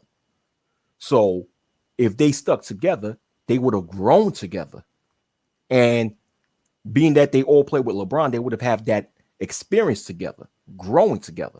So I wanted to see them grow because when they grow after LeBron leaves, guess what? They would have still been good. You know what I'm saying? Or you probably needed another all-star to come in after LeBron leaves. But if they had that other all-star come in, they would have still been good, especially when you got players that grow together and have so much experience together. Like, for example, the Golden State Warriors. Yeah. You know what I'm saying? Yeah, so that's what I wanted to see. But now you got a team full of old motherfuckers. You know what I'm saying? Okay, I like the Dwight Howard move. Yeah. But then when you got Dwight Howard, Carmelo Anthony, Trevor Ariza, and some other guys. You got AD. Oh my God. You got a bunch of you basically got a team full of a lot of players who only got 2 good years of basketball left in them. What's going to happen with the future of the Lakers, man?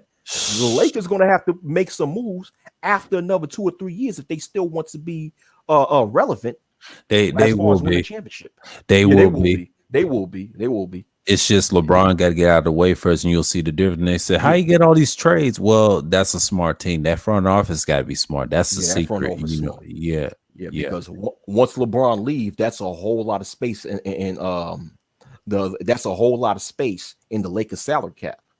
Because remember, LeBron's got a max contract. Mm-hmm.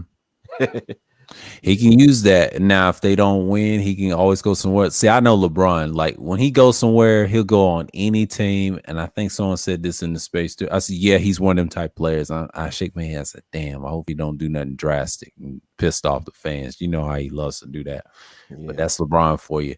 You know, I can't worry about the Lakers. Is gonna be fine. They're gonna shut him up if some other star takes his place, and it happens all the time. I see that dynasty ain't going nowhere. Just like Boston, they ain't going nowhere. See, Schroeder, he gonna get his act right. You can't act like a N-word up there. They say, we about to win. yeah, you can't act like that up there in Boston.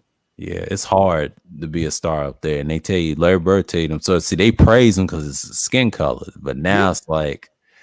That's why I referenced it earlier. What I mean by that, those teams are paramount. You know, the Yankees paramount. Now, Lakers are paramount too in a different way. They just more exciting. You know, people love them and have fun with them. You know, the city loves them, and I can tell the way they act. They say, "Oh, I love Kobe, I love Magic," but they love Kobe. That's a Kobe town. I will respect the Lakers on that. And I said, "Yes, that's Kobe town." Kobe and Magic town.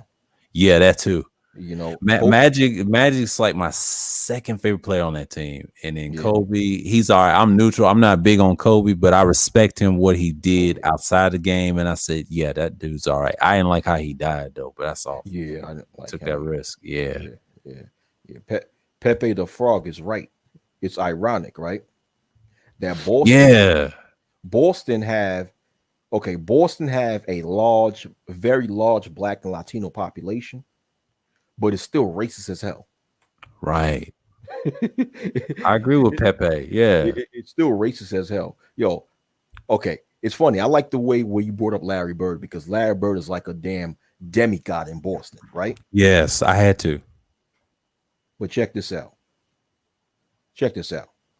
Bill Russell, I'm not taking nothing away from Larry Bird, but Bill Russell did more for the Celtics than Larry Bird did. Facts. I agree. Thank you. He's not even respected half as much as Larry Bird's respected over. Thank you. That's when you know it's so racist out there in Boston because if Bill Russell was of a lighter shade, nobody would have been talking about Larry Bird. They'd be like, Larry who? Larry who? Yeah. And once again, I'm not taking nothing away from Larry Bird because he was good, but he was not Bill Russell good. No, but I'll tell you a secret. Bob Cousy was praised before there was Bill Russell, but when he got that trade with I would say St. Louis Hawks, now as the Atlanta Hawks, they was known as the Tri-City.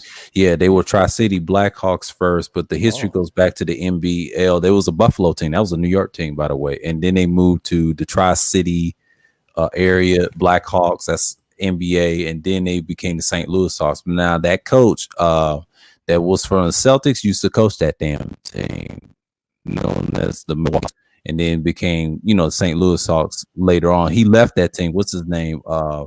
Auerbach. He used to coach that team before there was a Celtics team.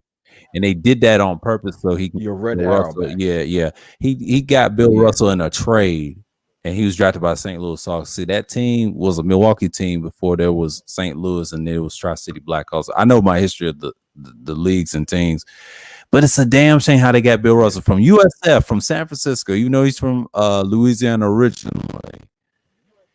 Damn. Yeah. And he was good too. And then it was a shame. And Boston had to steal. And see, Boston wasn't good back in the day. They had Bob Cousy, they had everybody. And then when they got him in that first year, Casey Jones, but that first year in the 50s, they beat the team, the Hawks, and I think the Hawks beat them in 1958. See, 57 they won. The next year the Hawks beat them, but that next year they swept that Lakers team, and it was the Minneapolis Lakers before they was the Lakers team. See, the Lakers haven't forgot about that sweep. It was personal after that, and that's how it really started, really, because it goes further back, and then LA how it started, but it goes deeper than that. That's deep. And Boston got that reputation ever since then, and then Bill Russell. 11 championships. 11 championships. And no other player was able to do that. No other player afterwards. Listen, Bill Russell is the only player who was able to shut down Wilt Chamberlain. Yeah. They knew each other. Yeah, they knew each other. Think about that. Best friends. But the thing is, on the court, Bill Russell was the only player ever to shut down to shut down Wilt Chamberlain. Nobody outside of Bill Russell could shut down Wilt Chamberlain. Nobody.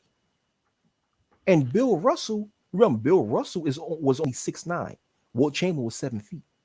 Yeah, Bill Russell was 6'10" and 6'9". He was only like 6'9". Yeah, 6'10" to 6'9". And he's the only player that was able to shut down Wilt Chamberlain. Yeah. And Boston never gave him that credit. No. Boston would never.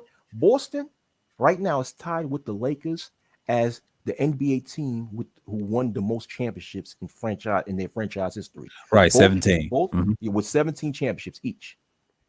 Boston would never be on that level if it wasn't for Bill Russell winning 9 championships as a player and 2 more as a coach. Mhm. Come Yeah. on, man. Yeah, And even nobody- though he's a player coach, those last 2. But here's the thing, he's a though, player like Will Chamberlain was like, he was 7'1", he was 300-some pounds, mobile than Shaq, Yeah. had the most blocks and everything, wasn't recorded, and I think Two Raw TV Sports cover that. The black guy that's on YouTube, I subscribe to. Yeah, Russell was a machine. He dominated Walt Bellamy, all them other big men. They were good, nothing taken away from them, but Will kind of birthed a lot of guys like the Jordans, the Magics, and the hybrid type players that he kind of ruined the NBA with style and skills and stats and all that. Now, Russell was a team player. He was defensive, everything. He could have done the same thing, but he knew what was going to score, and he shut him down. And it was a team sport. That all them Celtics players, without those Celtics players, they were better than Larry Bird Celtics. And I hate to say that because they were better. They had John Havlicek. They had all stars. And Russell didn't do it by himself. He was a team player. He told you what it was. And he's still alive to this day. That's a shame. They still don't. They don't give him credit. Yeah, they don't give him credit. I'm just so shocked at Boston not giving Bill Russell credit when he shut down Wilt Chamberlain. Do you know, dude? Do people understand? Even though I wasn't born at that time, but you know my history. Do people understand how dominant Wilt Chamberlain was? He was a machine. I love Wilt Chamberlain. I used to read about him. That nigga was a beast. This dude was a monster, right? And as a monster, this dude was a monster. And Bill Russell was the only motherfucker that was able to stop him. And you're not going to give Bill Russell credit for that? Oh, man. But see, you know how that is. I know they love the bias. He's from Overbrook High School. I know he's from Philly, but he went to Kansas. You know, it's one of them schools. It's bigger than, you know, they can compare it a lot of times. I said, why is the hate of Bill Russell? I know he went to USF, the Dons, and Chamberlain was a Jayhawk. Yeah. But he's lighter. He's lighter skinned too. Will Chamberlain was lighter skinned. Bill Russell was dark. You know how they do. And I don't like that. How they pick black people, you know, the bias with the skin tone. And that's a little colorism there. They ain't gonna tell you that. And so why is it? Well, Wilt was lighter. He was perfect. He was strong, massive, and he had long arms. So he jumped the basketball floor at 6'10". But when he got to be 7 feet, this dude was a beast. I'm like, come on. No, but also you gotta understand, if Wilt Chamberlain played for Boston, he would have been treated the same way Bill Russell would have been treated. Yeah, he would. You know what I'm saying? It's because Wilt Chamberlain played in teams where he was more credited. He played for the Philadelphia Nationals. Played for the LA Lakers. The Sixers. He played Philadelphia Warriors. Philadelphia Warriors. Yeah. Known as the Golden State Warriors now. And then the Nationals, the Syracuse Nationals became that's the Sixers. I meant the Philadelphia Warriors. He played he played for Philadelphia and he played for Los Angeles for the majority of his career. I'm speaking about Wilt Chamberlain. Right. Go ahead. Those two, which blacks was more accepted in those two cities. You know what I'm saying? Los Angeles and Philadelphia, blacks was more accepted. But Boston, I tell people, Boston is like the northern version of the South. Yeah. Boston is the northern version of the Dixie South. Yeah. Okay. Racist as hell. Yeah. If you study American history, Boston's always been like that. If you study the history of the Boston Neck, and Mike V will tell you, he's from Boston. He's a Celtics fan. And we talk in Boston. Yeah. We talk about over at BGS in the chat. I said, I said, what about your Celtics? He's a huge Celtics fan. Right. He told me that. But my thing is this. Go ahead. If Bill Russell played for any other team, that franchise would have given him the same treatment the Celtics gives to Larry Bird. Facts. Yo, that is the biggest disrespect, man. That's why, that's the biggest disrespect in the history of basketball. The Celtics never appreciated Bill Russell. And and even I heard stories, right? That when Bill Russell, when he was, when he first went to Boston, he was called all sorts of monkeys and Oh all types yeah. of shit. Yeah, Boston, that's northern Alabama. Yeah. Mhm. And it's ironic because Boston has a very large Black and Latino population, Yeah. but the minority Caucasians run the whole entire city, and they run it. I mean, the Irishmen, man, they run it. It's like South Africa, basically, Mhm. like apartheid South Africa. Yeah.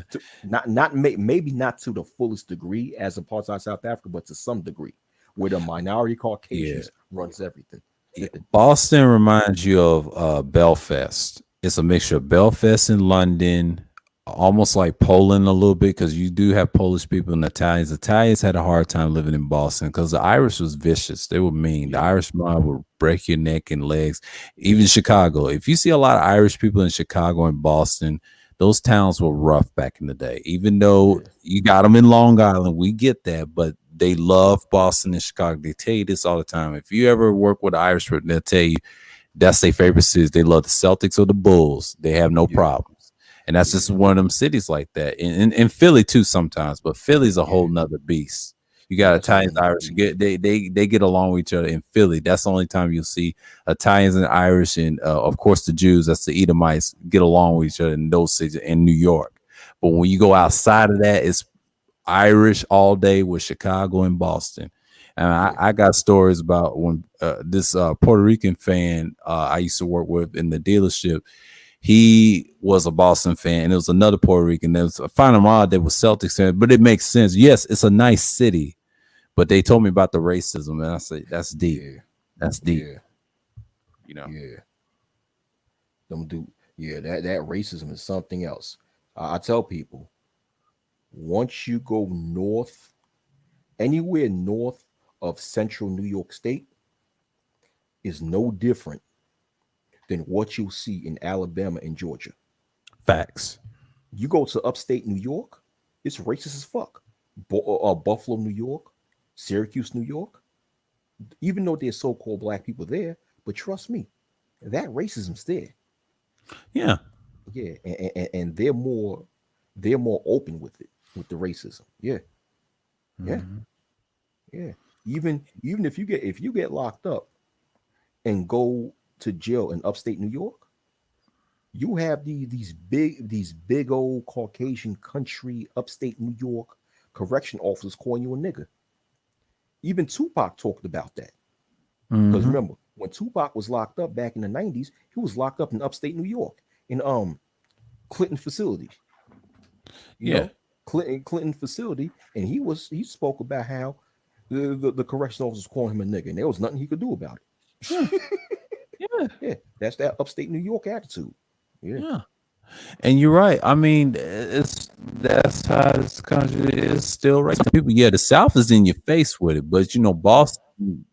You go back to the history of the American Revolutionary War, it's always been that way, even how they got the slaves in chattel slavery.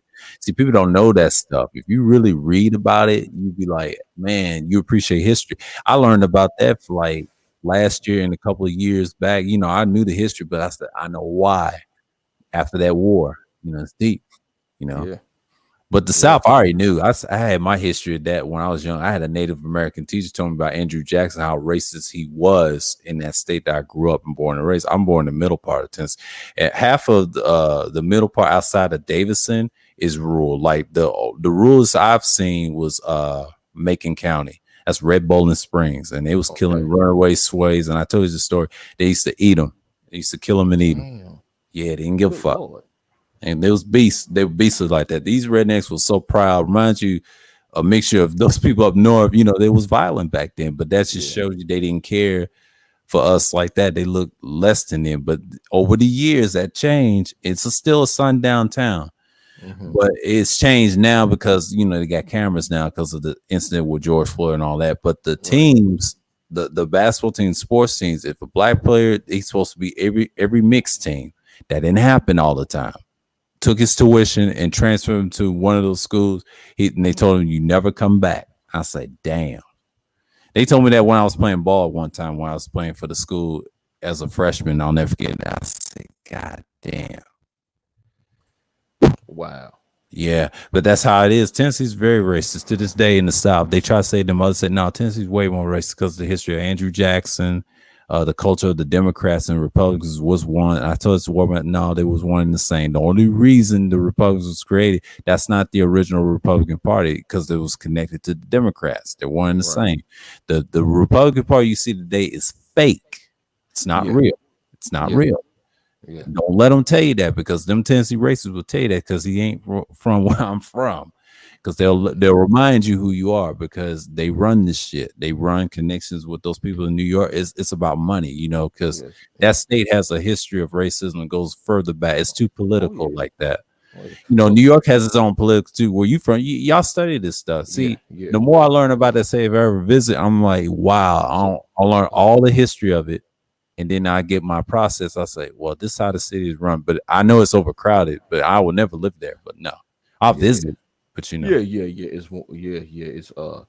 like it's 8.5 million people living in one city. So you got people living on top of each other, on top of each other, on top of each other. But you said something about Andrew Jackson. Is he from Tennessee? Well, the culture he's from, yes, even though he's born on the line of the Carolinas, but his reputation of that racism goes further back how that state was founded and before Nathan Bedford Forrest. But the reason I studied him so much when I was a kid, I learned a lot about his racism. My dad learned about the college he went to, MTSU in Murfreesboro. Once upon a time, Nathan Bedford Forrest was born in Memphis, but he migrated to the middle part of Murfreesboro. And that clan was called the Blue Raiders, according to the clan. They was cutting the slaves' heads off, runaways. He was doing damage. You know, he wasn't playing. And they had a statue of him in that school too. And this black president, I think his name Walker at the time, the school's president, he told him take that statue down. He don't want black people to see that because it was going to those schools in the early 70s. And he told me that story every time, even to this day at this age. And he said, yeah. They took that shit down because that's nothing new. When they started taking down stuff from Virginia, they had that incident. It reminds us back home. Yeah. That's how it is, man. Yeah. And I'm gonna read what Pepe says. So non-tri-state area, northern, racism is more open. Okay. Yeah. It's more open. Yeah. It's a little bit more. I wouldn't say it's as open as the South and the Midwest, but it is a little bit more open than tri-state area racism. See, tri-state area racism or racism in New York City, Philadelphia, New Jersey, it's more systematic. It's a little bit more sophisticated and underground. You know, it's more subtle. You know, it's a little bit more subtle. It's like it's dealing with with the racism. It's dealing with institutional racism. It's like when people speak of institutional racism, that's what you see in New York City, and places like parts of New Jersey and places like Chicago, Illinois, places like Philadelphia, Baltimore, Maryland. You'll see a more institutionalized, more sophisticated type of racism where it's very subtle. You have to be able to discern things. If you're not able to discern that type of racism, you won't even know it exists. But outside of New York City, anywhere north of central New York State, the racism is a little bit more in your face. Yeah, it's a little bit more in your face. Yeah, especially when you go to places like Utica, Rochester, Syracuse. Yeah, Rochester has like a history of race rights. Rochester, New York. It has a history of race rights out there. People don't know the history of Rochester, New York with its race right. I think Rochester now has a so-called black mayor. They got like a so-called black female as a black. I think so. I don't know if it's Rochester or somewhere in upstate New York, but I think it's Rochester. But even though still, it's the racism up there is a little bit more in your face. But with that, I do have to go. Okay. So yeah. So Yeah, it's been a great discussion. Yeah, this is my little Friday special madness I put together. You know, I got another one next week. It's just a chill, you know, all that. Yeah. But you're welcome anytime, man. Like you're always no welcome doubt. over here. Yeah. No doubt. Same here with my channel, man. Yeah. Thank you for inviting me. Not a problem, man. All right. Have a good night. All right. Shalom. Shalom. Yeah, man. I appreciate everybody coming through. Yeah, it's been 3 hours. I did 2 streams today, and yeah, he's talking about Jersey and stuff like that. Yeah. Let me get my mic together. Let me get fixed up. Yeah, because I'm